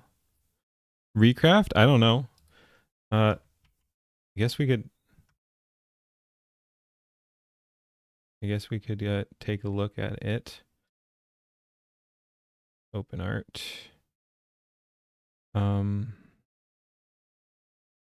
Yeah, sure, we can look at it a little bit. So let's see what LTX and Recraft are. People Oh, image gen model. Never have too good a grasp of the fundamentals. Yeah, I need to get better at a lot of stuff there. say I have my father's eyes, but actually my brother has them in a jar by his nightstand. If you want to create striking AI video, particularly if you're doing image to video, you need a striking image to begin with. And you need a capable video model to take that image and really bring it to You life. probably won't watch the full thing here. I was just curious about Today I'm it. going to share a couple of models that we've added at OpenArt that you may not be aware of. First, let me tell you a little bit about Recraft and what makes it so special. This model really leans into visual taste. It's got an innate knowledge of what looks good in design and color and balance. And I know, of course, that that's all very subjective, but as you look at the images, How to create money. you'll notice a couple of things. First of all, it does have a very distinct and polished look, and definitely seems to think differently. But when you look at the detail on the face, it's incredibly realistic. And as these video models get better with realistic human motion, you want more than ever for your images to look like real people and not like About to ask AI what's actors. wrong with this guy? What guy? It doesn't take an incredibly detailed prompt to get great results from Recraft. You can see here with this image, which looks amazing, the prompt was just a woman with stylish blue and purple hair is doing different medium shot poses for a photo shoot, different facial expressions in a luxury high-rise Las Vegas apartment. Here's another example with the same prompt. We got 2 women this time. The reason we're getting 2 women, I believe, is because this prompt was originally written for a 4-frame image composite of different images and different poses. But because it's simply a single image, and I'm saying to do different poses, it's giving us those. It's a very interesting effect. The interplay is great. Here, very short prompt, medium portrait of a smiling blonde woman in a crowded psychedelic biker bar in Germany, Dutch angle, edgy vibes. And when you zoom in here, you can see that the details are extraordinary. No matter how close you look, we've got great skin texture, we've got great details on the fabric, the shine, everything looks fantastic. Here's another short and simple prompt, just a medium shot of a confident woman with short curly teal highlighted hair and dark makeup wearing a black turtleneck, and she stands with her hands on a hip inside a neon rave in Berlin. Edgy, frantic vibes and photorealistic.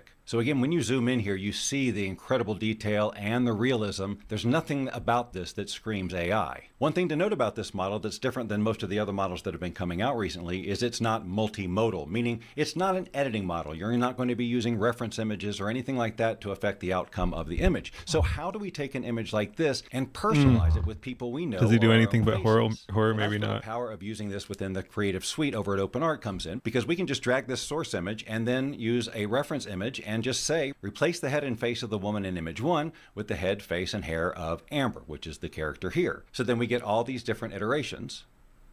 Same thing here. I start with this really cool image that Recraft created. I use that as a reference image and add a reference image of my character, Bob in blue, and just replace the head and face. And then I've got the style of the Recraft model with whatever elements I want to add into it using the power of these other models that support editing. This could be Nano Banana, Seed Dream, Wand 2.7, any of them that do that. Here I'd created this image and I wanted to make a video out of it, but I wanted it to be landscape and not portrait. So this is another great opportunity to use Nano Banana to widen the image. So I just brought in that reference image, said show more of this image, shows the Nano Banana 2 model, and told it to output 16:9, and then I got these. But you don't have to use this type of editing feature just to change out a face. In this situation, I really liked this Recraft image, but I wanted her facing the front. So I used that image as the reference image, used Nano Banana 2 as the model, and just said the woman is closer to the camera and holding the peach up to it and looking straight at the camera. So I can use all the stylistic sensibilities of the Recraft 4 model, but have the flexibility to edit however I'd like to after the fact with Nano Banana or any of these other models. Let's start bringing these images to life with the LTX 2.3 model. Now we opened this video with this gal here talking about how people said she had her father's eyes. I had way too much fun generating Okay, so tests with LTX this, but I want to show you some is of the also on examples OpenArt. to demonstrate just how good this voice acting can be.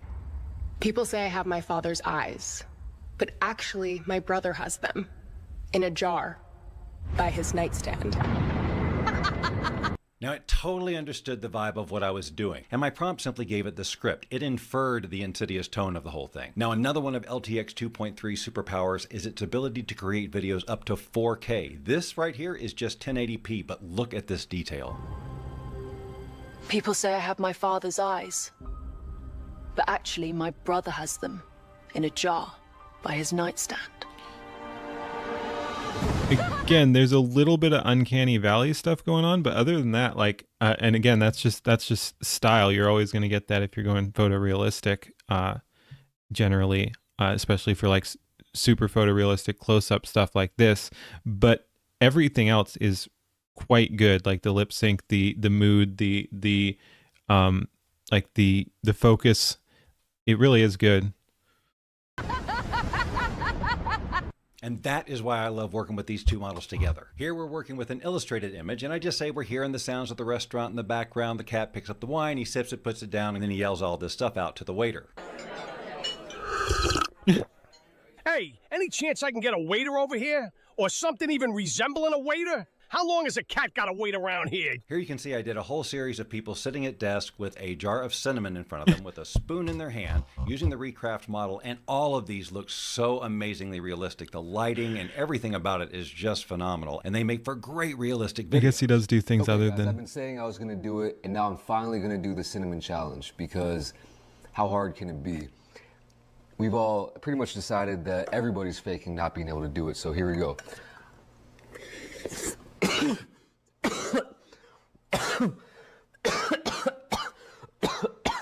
Okay guys, I've been saying I was gonna do it, and now I'm finally gonna do the cinnamon challenge. Because how hard can it be? We've all pretty much decided that everybody's faking not being able to do it, so here we go. Yeah, better, I know, bad, yeah, exactly. And better prompts would fucking solve this shit. Again, if you're trying to show stuff off, I don't get what we're doing here, guys. Is this just all to make us feel better about our stuff? Because this is just bad prompting here.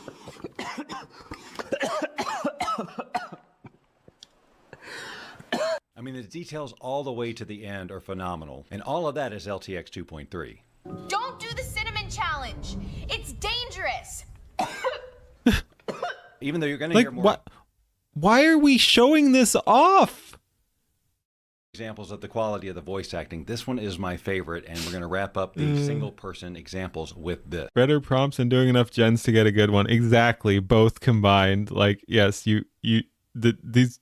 these are bad prompts, and then it also needs to you need to be a little bit more selective too.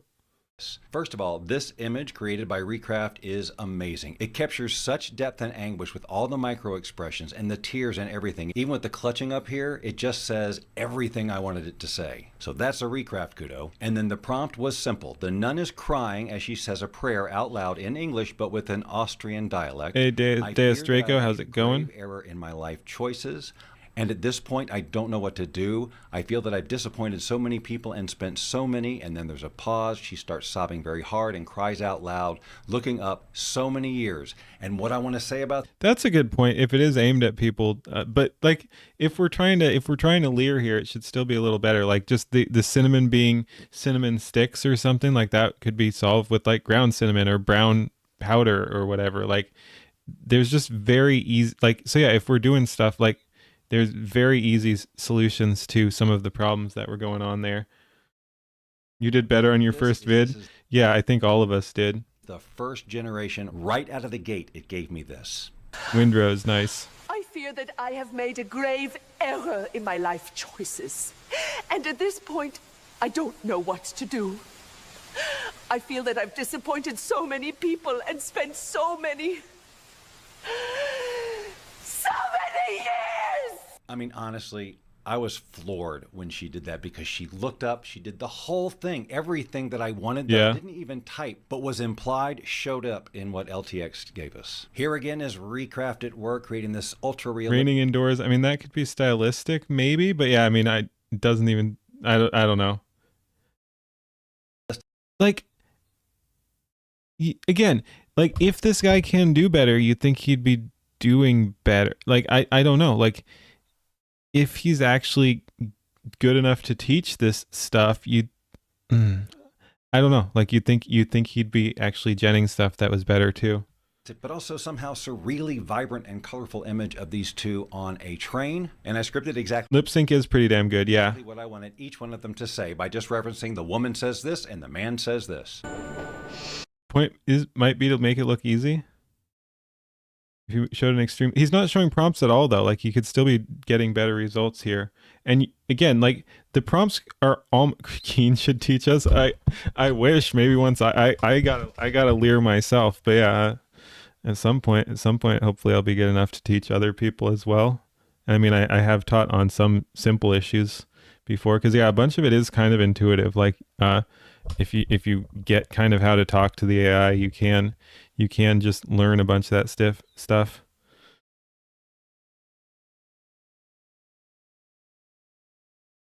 Don't even use prompts that short for your still frames, right? The woman says X and the man says X. Yeah. Well, I am so exhausted, but it was totally worth it. I'd say that's an understatement.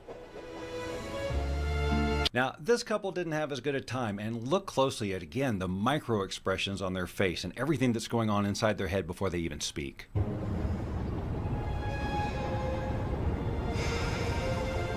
I can't believe we're going through this again. Yeah, well, I can't either. Well, then why did you bring it up again? Because you were flirting with Mary right in front That's of not me. flirting. How many times do I have to explain that? So, I don't know about you, but I thought that was amazing voice acting. Completely realistic and convincing. Didn't sound overacted at all, just exactly how you'd hear it. LTX also understands camera cuts. So I actually did a version... It is funny that they're talking... Like, he was saying that LTX is good, or maybe he was talking Recraft. I think he was talking Recraft there is good at just understanding things intuitively or something. It would be funny if they're selling it as, like, being very intuitive when you're like, no, you have to be very, very descriptive, not overacted. Yeah, I don't know. Again, like... The whole thing is weird.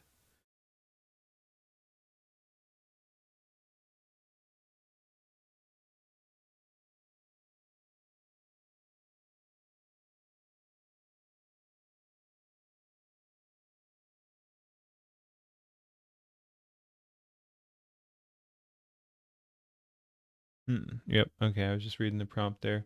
So yeah, LTX 2.3. Landscape 1080p, 10 seconds. Where I have a close-up of the man and then a close-up of the woman when they are actually the featured speaker. I can't believe we're going through this again. Yeah, well, I can't either. Well, then why did you bring it up again? Because you were flirting with Mary right in front of me. That was not flirting. Again, Uncanny Valley, but like pretty good. Like it is understanding a lot of things, like the camera work and the lip sync and all that. So yeah, I mean, it's a little rough. That's mostly just style stuff there. Like it is pretty good. It is also capable of start and end frame. So if we have this start frame and this end frame, and then I just write in the prompt that she shakes her hair and waves her arms around and her outfit morphs and changes smoothly and seamlessly, as does the appearance of her hair and face. Welcome, darlings, to my party. This is what I look like at the beginning.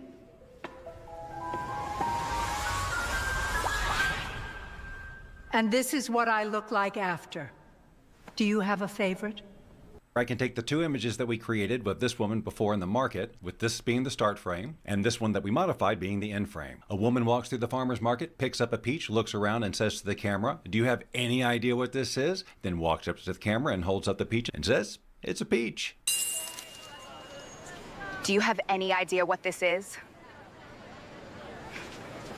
It's a peach. Here we've got another illustrated example, and again, just note how the model interprets this as clearly an illustration and adds an animation style that is appropriate. So we have this starting image of a Girl Scout with a box of cookies outside a door in the rain, and as the end frame, another Girl Scout at another door with another box of cookies, same rain though. And the prompt is simply, as the Girl Scout approaches the door and knocks, the camera pans left to another Girl Scout at another door who is yelling, "I've searched the house, there's nobody in there." Why are these so weird too? Whatever. That doesn't matter too much. I've searched the house. There's nobody in there. Here we have another clearly Recraft-driven image of a woman dancer in an alley. We used Nana Banana 2 to create a version of her sitting down on a curb in the same alley with the dog, and then just gave her something to say as she walked over to sit down by the dog. You know, people say I'm mad for bringing my dog along on my photo shoots, but I wouldn't have it any other way, and neither would he. Right, Freddie? I think that's pretty darn impressive. And finally, a couple of examples that are not people-oriented, but first and This last should be on a examples list. nonetheless. We have this origami swan, we have this origami unicorn, and I'm basically just saying, hey, morph it. Wait, he's basically saying, hey, morph it? So music. Is me... Oh, I think that's the image prompt there. Basically just saying, I was hey, curious morph about it. the morphing prompt.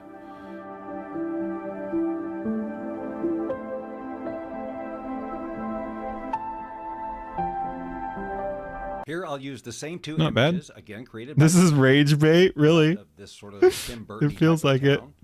We got a start frame and an end frame, which is just Ooh, basically I do like the art style there. That's cool. Same town.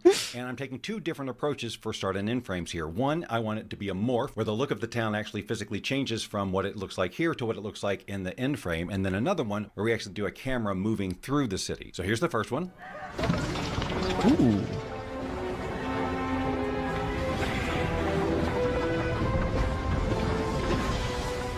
Okay, that's kind of cool. Kind of a combo. We got origami worked well. And then here's the more traditional camera pan.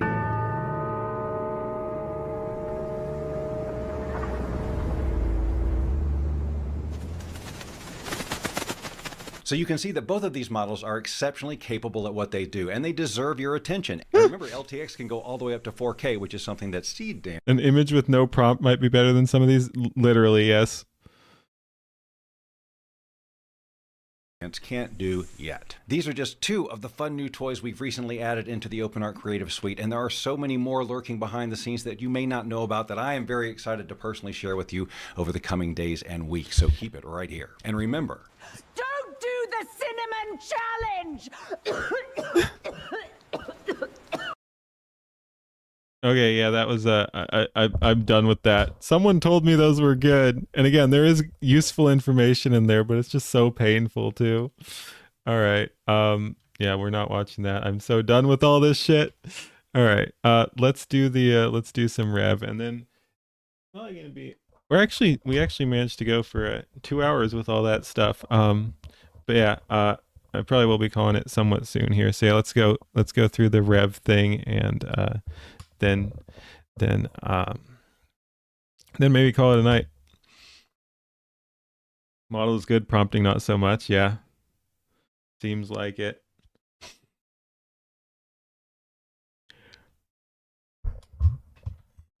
Need some eye bleach. Oh, so let's talk news. You can run it for free on your own GPU. Yeah. But yeah, no, I've been enjoying playing around with AI. I gotta up my game still. But yeah, no, there was some interesting stuff. I'll be curious to play around with start frames, well, end frames. There's some fun stuff there, as well as I like the motion sync or whatever. That gave me some cool ideas for like some street racing or something. If I want to do something with the cars, there we got motion sync here.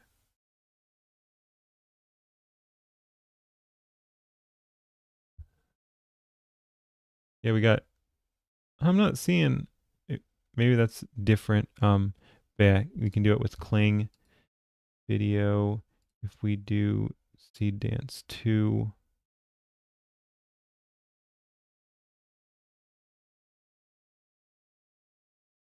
Yeah, I don't know. Oh, wait a sec.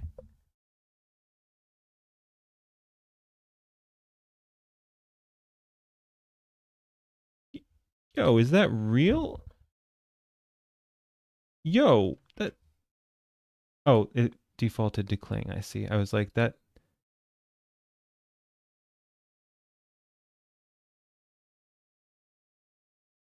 Okay, so it is the same price. I was like, can you get it for less? But no, it was defaulting to something else.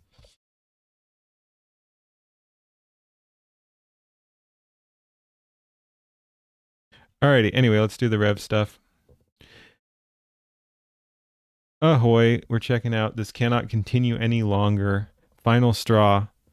I'm sure there's always another final straw, but let's go ahead and see what we got here. Hey, what's up, guys? Rev here. Hi, Rev. It is all I can't think of tiresome. a phrase that better describes my feelings going into this video more than it's all so tiresome. Because what we're talking about in this video is something that I've been touching upon for years, and that is the normalization of unhinged behavior on social media. And we are once again seeing the consequences of such playing out right before our eyes. And unfortunately, I have very little faith anything's going to be done about it, or if anyone's even going to take it seriously. So on this channel, we talk about many things, but you know, we don't really get political. And what we're going to talk about as a anchor of today's video is an event in politics, but we're not getting political. We're just making some common sense observations that indirectly touch upon things that we do talk about in this channel. See you, including Feather. the gaming industry, and who else but Hassan Piker, Oh, who is one. Why is it always Hassan Piker? I thought we might be able to escape Hassan for some other painful shit going on, but nope, it's Hassan. He's back. He's back. Once again, the focus of millions as a source of violent rhetoric online that may or may not be having an impact on people in real life.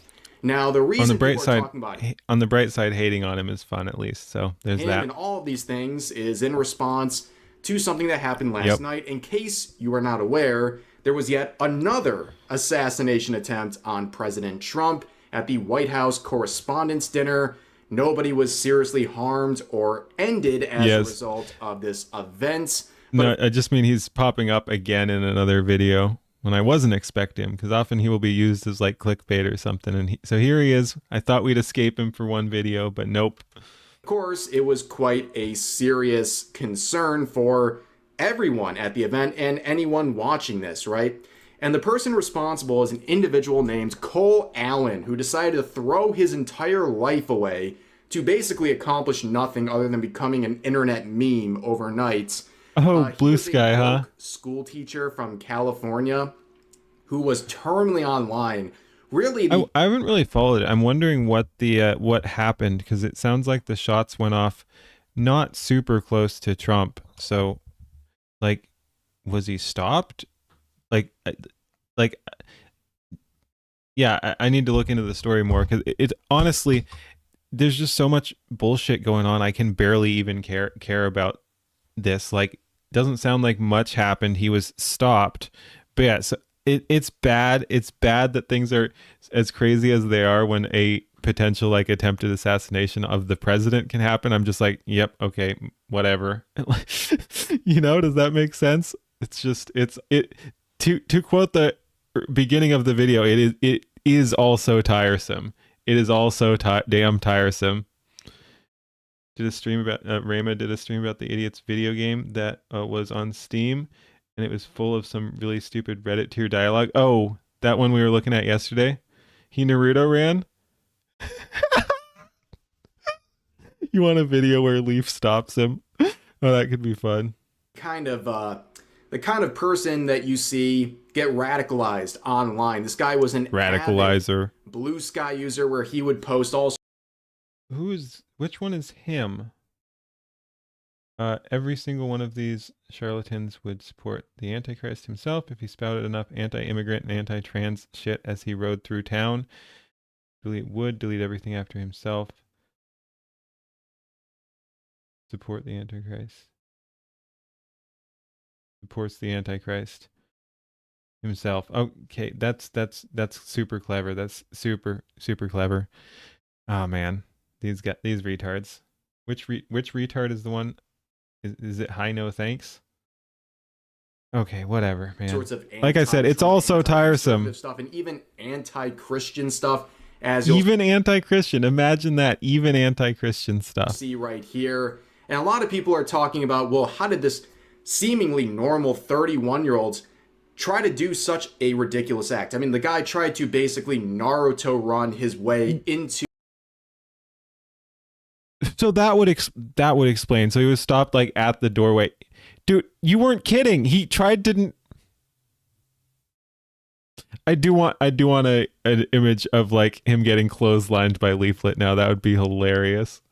Everyone on Blue Sky is a Quango. True.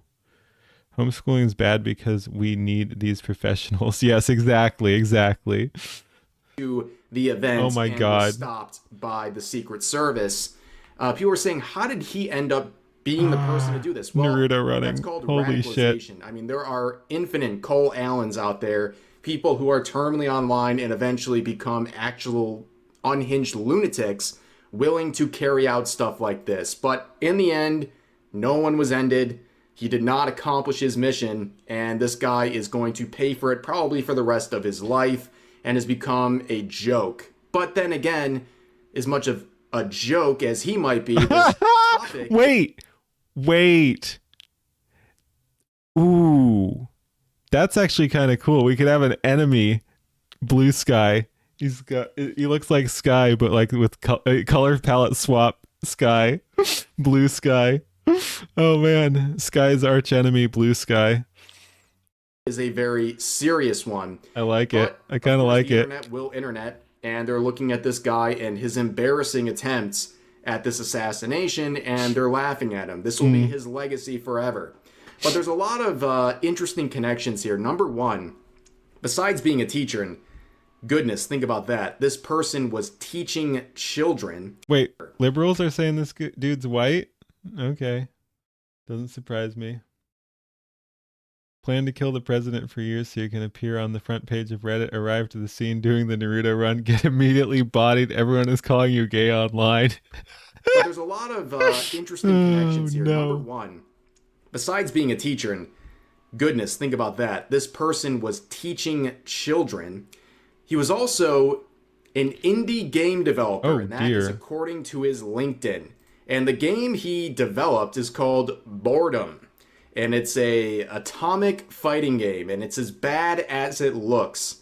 Ladies and gentlemen, you see people like Asmongold weighing in on this, saying this looks even worse than his assassination attempt.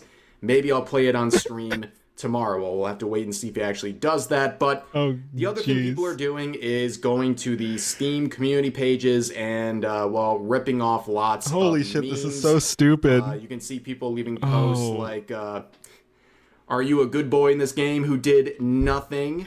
So glad this game isn't violent. Is it just me, or is this game's tutorial rushed? Is this game woke? But you also see, hi Hassan. Hassan Piker did this. Because unfortunately for Hassan, he has become synonymous with acts of political violence. Because he is someone who has, on the occasion of dozens of times, made calls for political violence, or at least glorified or encouraged political violence. And he did that as recently as the 22nd, just 4 days ago. Dude, again, I'm just so sick of Hassan.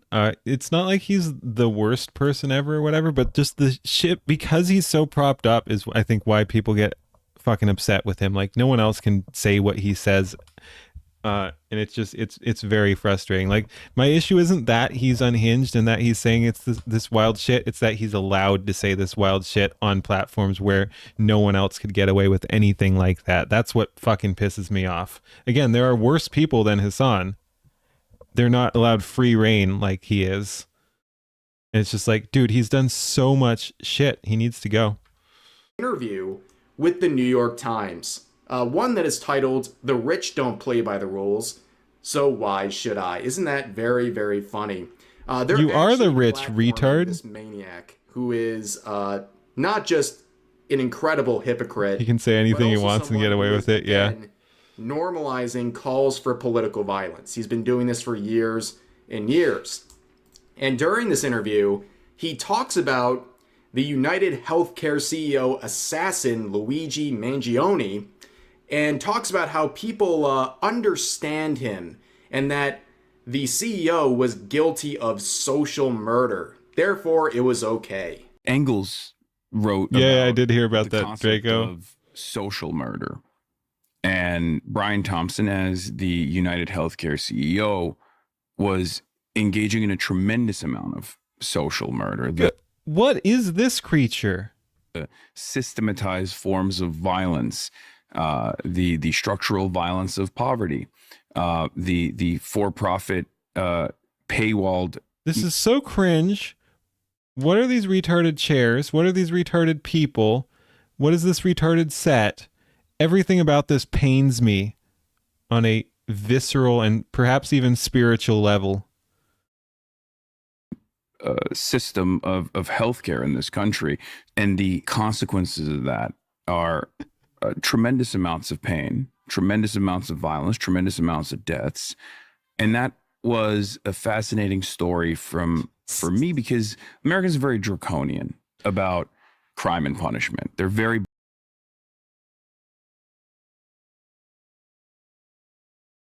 Are we actually being serious on that? America is draconian on punishment. She broke the chair. Will to live, yeah. But are we serious? That's one of the other things I hate about Hassan. Like, it's not unique to him, of course, but like he just fucking lies through his teeth, or is so stupid he believes the propaganda that he's fed.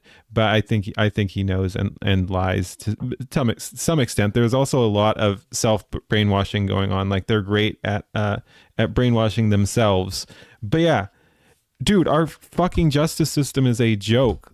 I'm not saying we should have the other style, but like there are so many, like, most places are more authoritarian than the West.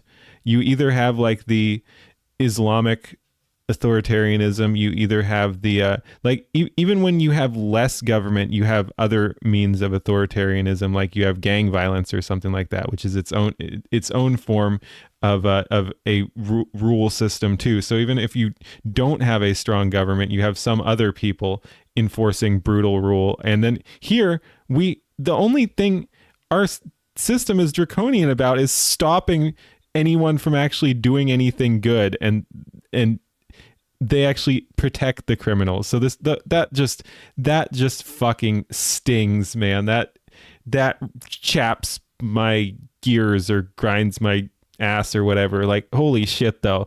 Like, yeah, America's super draconian on crime and punishment or whatever. You've got to be fucking shitting me. Oh, he lies. Obviously, yeah. Muslim. Even his commie takes are a lie meant to weaken Western society. Probably.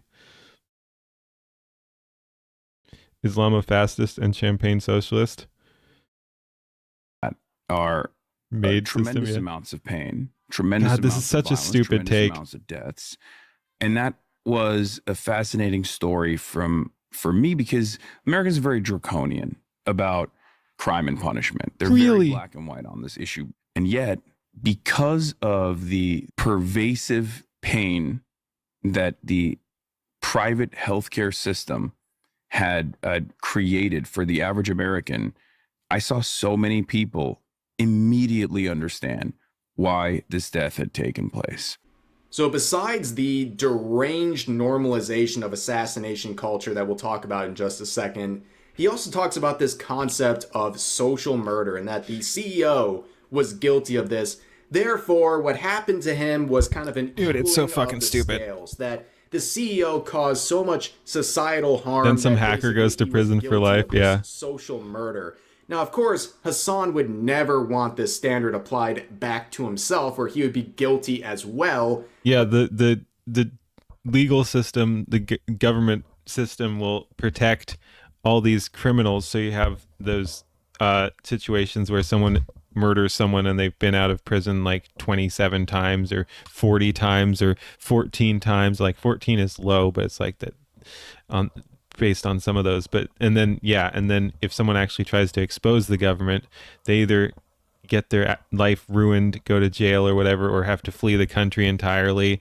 It's just a fucking joke. It's a narco tyranny. And again, they won't let anyone actually solve the issues either. That's obviously not his intention, okay? In that same interview, just to give you an idea, he was encouraging the listener and reminiscing about how much he has stolen from corporations, including places like Whole Foods, that he claims he steals from all the time, which is not just admitting a crime, but also I think he's just straight up lying. Because at the end of the day, Hassan Piker is the rich. He keeps talking. Oh, that's so funny. That's such a good picture. But yeah, if laws in America were draconian, Hassan would have been in jail a long time ago. Probably, yeah. Again, like he's done some shit.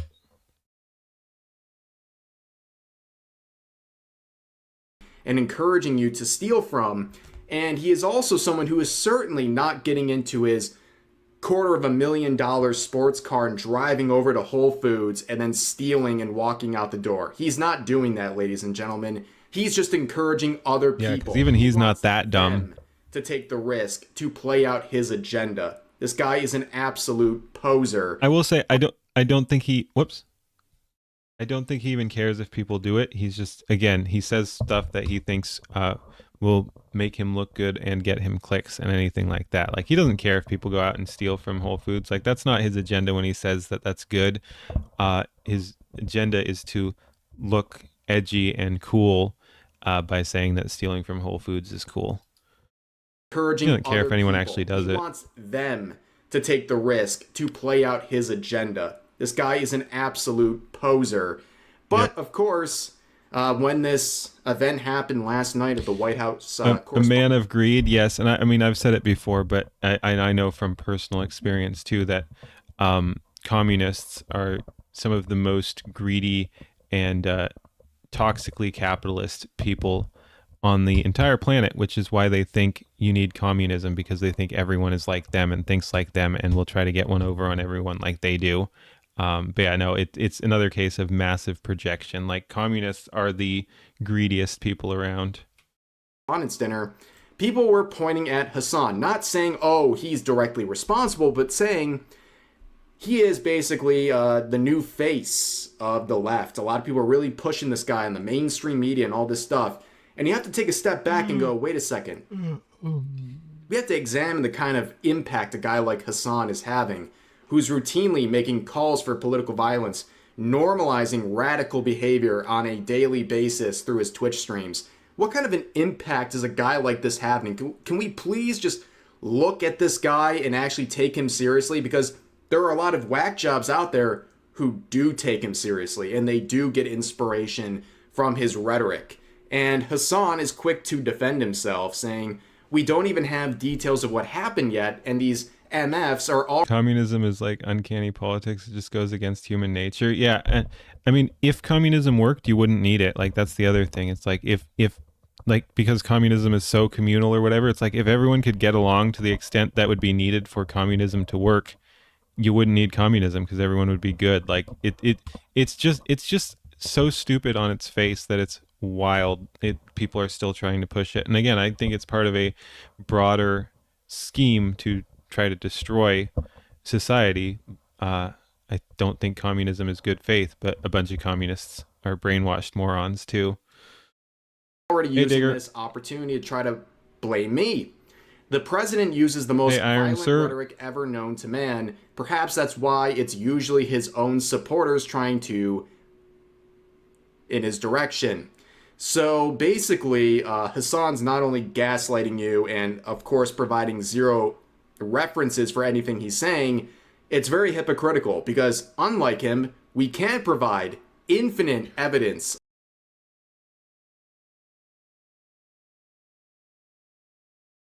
Whoa.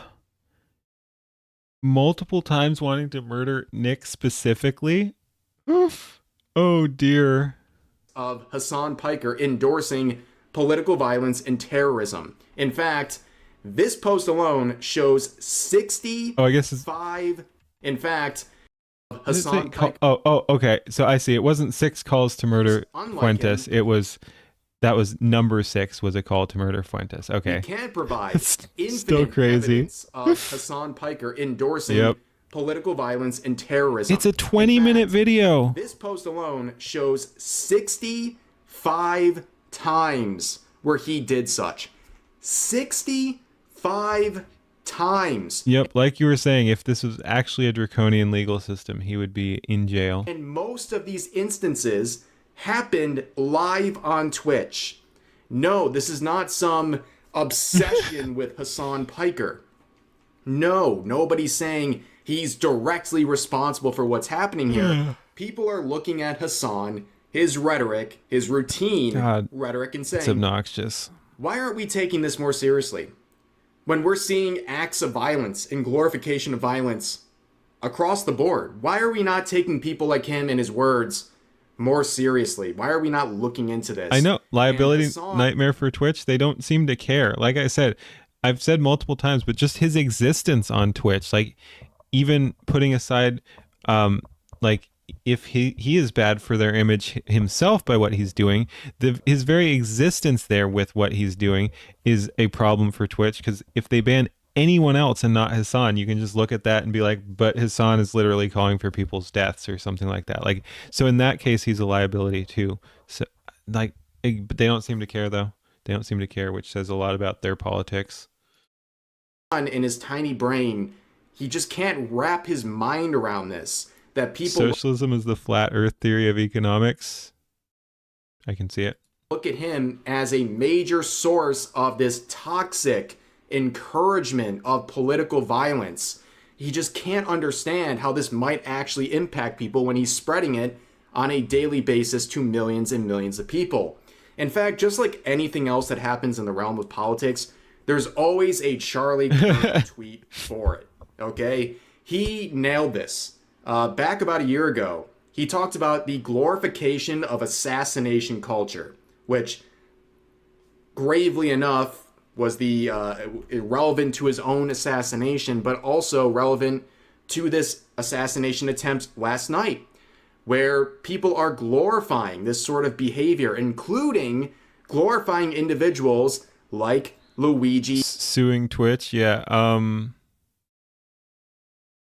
Yeah, like, I don't know, like publisher platform distinction or whatever, because they obviously are playing favorites. Like, can you just say they're a publisher at that point, I guess? I don't know.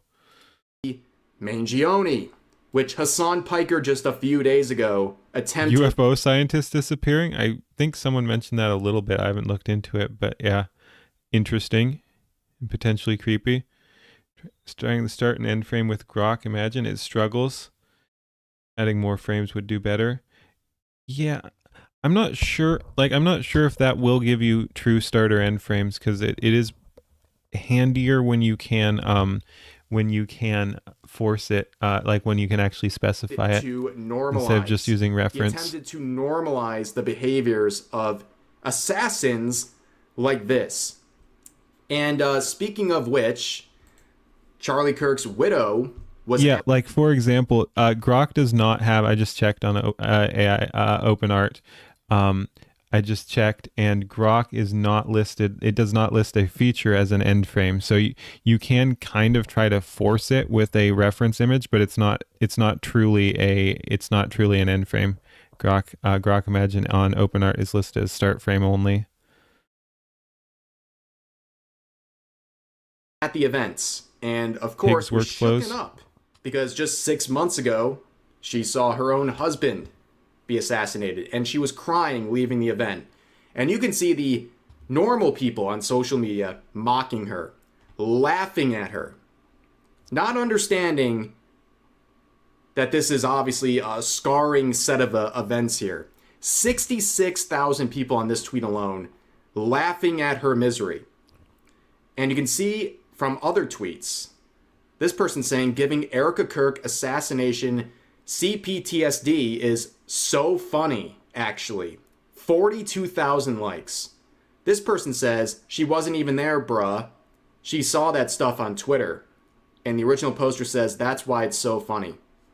Oh, man. Like, I've said before, but the only bright side to all this nonsense is that they expose themselves. Like, it's insane that, like, it's insane that these are getting as much big numbers as they are. I say keep it up, because obviously this is who they are, so I'd rather they say it openly than be sneaky about it. And it's the whole better to be oppressed by robber barons than moral busybodies, or whatever the full quote is, because the robber barons will get tired sometimes, and the busybodies think they're doing it for good. Like, that's why these guys can't get out of their own way, is they've convinced themselves they are on the right side of history and all that nonsense. So they will just say this openly because they think we're demons. Yeah, so these totally high intellect people right here are basically saying watching someone be assassinated on Twitter as a random person is definitely the same as watching it happen to your husband. Totally same. And that they can't really understand why she would be so shooken up having this sort of event unfold in her presence. I will say, because you're saying she watched the love of her life murdered in front of her. I do believe that part is true, that she wasn't there. I mean, she arrived later. Yeah, she was called. Like, it's still terrible, obviously, but she did not see the Kirk thing in person. Again, it doesn't really matter to how these people are acting, but yeah. Last night. Demons too never rest. Yeah. Look at the people posting. Yeah. Again, they think they're on the right side of history. They, them, of course. Termly online, probably radicalized as well. Like, You don't come up with a bio like this unless there's something severely off. And then you look at their tweets from today, defending Hassan. Yes, you literally can make this stuff up. The same people have delusions of him electrocuting his dog. We don't hate the left enough. You physically can't, which is probably a good thing, because that would be unhealthy for our souls if we could hate them enough. Absolutely yeah, again, very grateful they exposed themselves at least. Actions to this event are also saying, don't include me in your psychosexual obsession with Hassan's politics or the delusions Crusade, of him electrocuting his dog. So not only are they using the language he uses for all of the criticism directed towards him, it's just the product of psychosexual obsession, but also Homeland Security needs to start taking a look at Twitch and Hassan. For all we know, Homeland Security is in on it too. Like, this, everything's just so fucking corrupt and stupid, and a bunch of these organizations need to be ground down to dust and rebuilt too. I mean, everyone knows it. So yeah, either they're already looking at him, or they're not.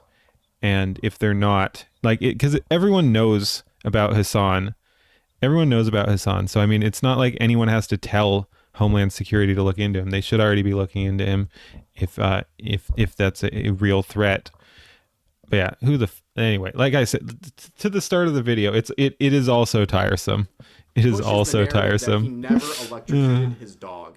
I mean, these people are just completely committed. And speaking of delusions, the reaction to last night's events has been a source of hysteria.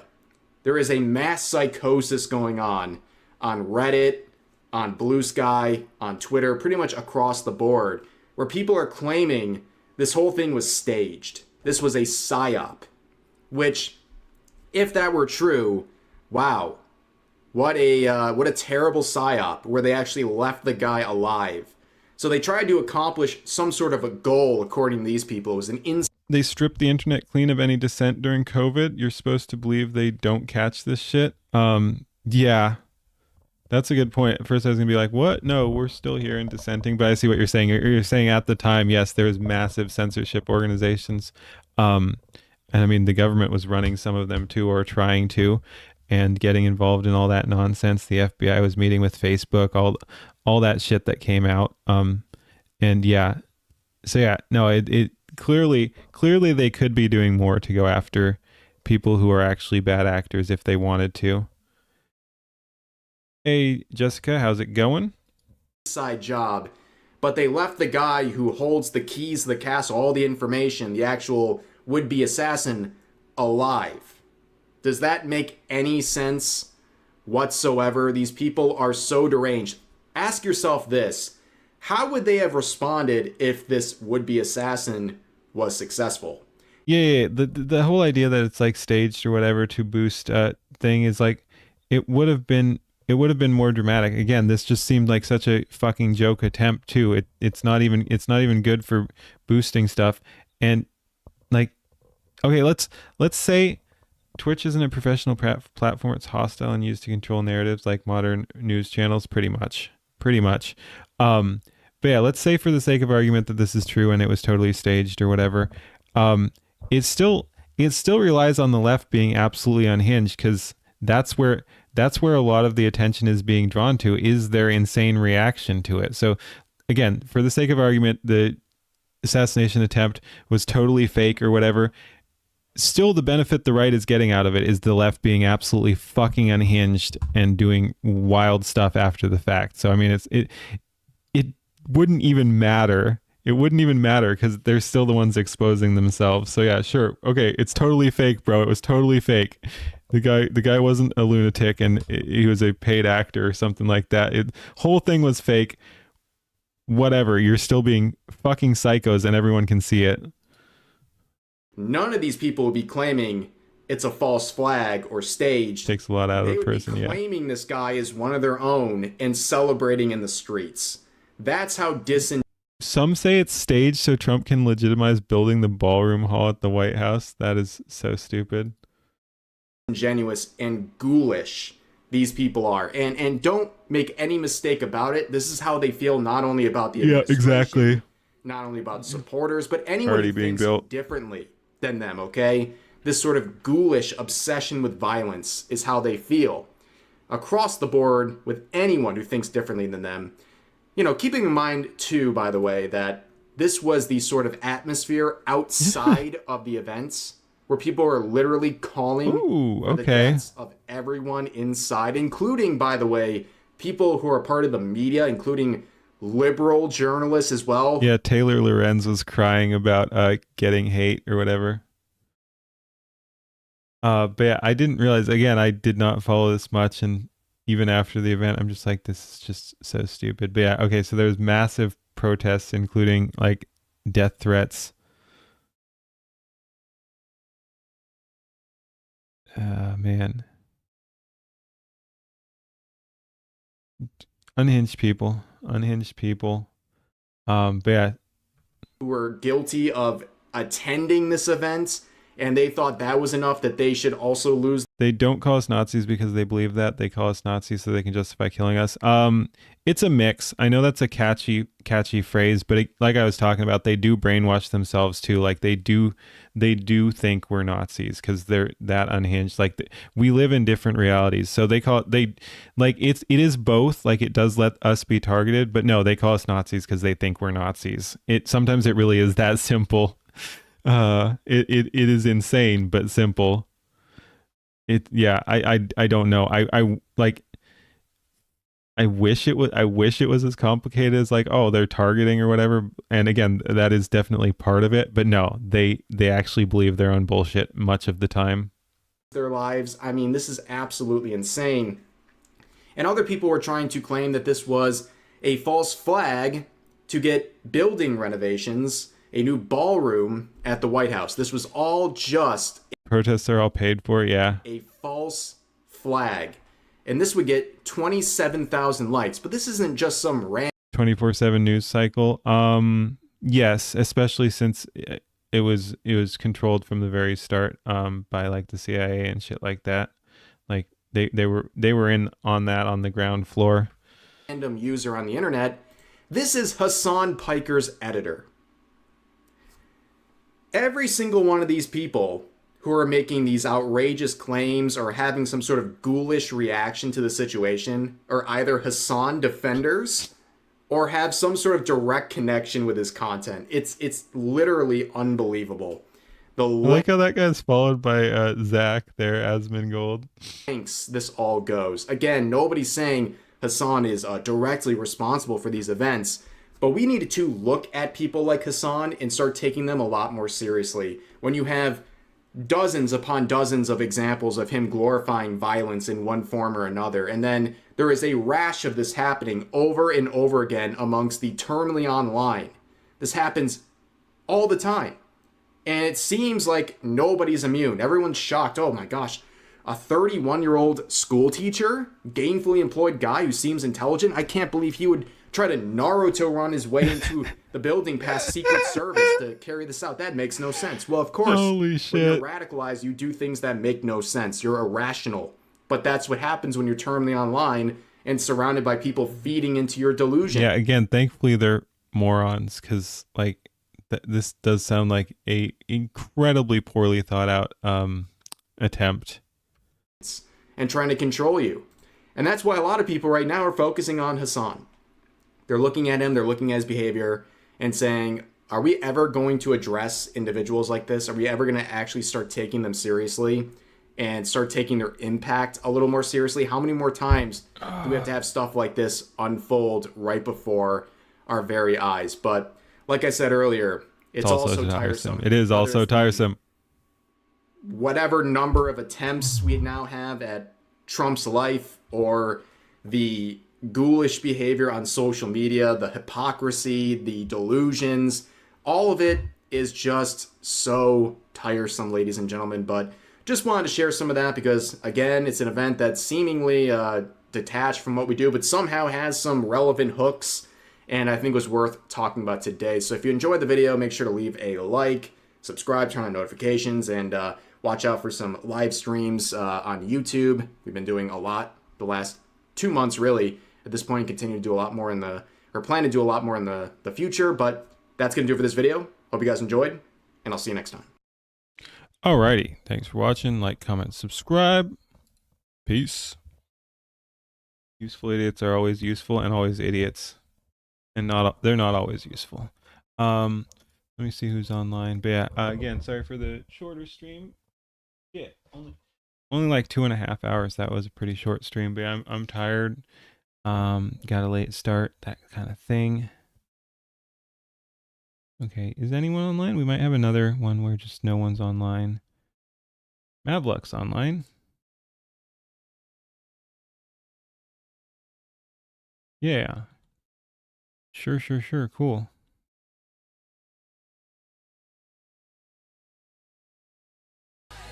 Oh, that's not what I wanted, but it was amazing. Holy shit. Fix your mic. Oh my god. Oh, that's pain.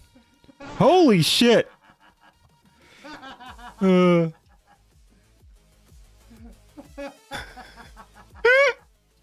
gonna send you over here anyway, but you guys gotta see this shit. Oh my god. See you, Noise.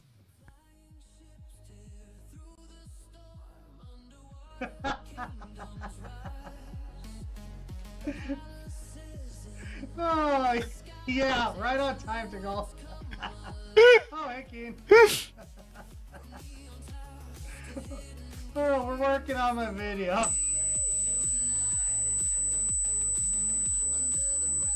See you, Scion. What the fuck is... Okay. I gotta adjust this because I don't want... I want him to be running in place, not have the actual scene moving.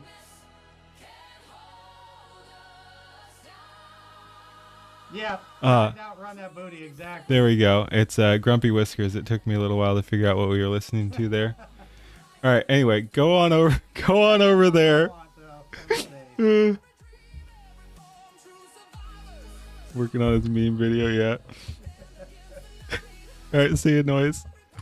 All right. Go over there. I'll drop the link. Thanks for watching, everybody. I will be back tomorrow and the day after. Right? Yeah. I'll be back Monday and Tuesday, hopefully Wednesday as well. Again, Wednesday is Side Scrollers. Alright, see you, tourist. Alright, yeah, catch you later, everybody. I'll drop the link. Go over there. Thanks for watching. Peace. That's amazing. Catch you later. Be back tomorrow.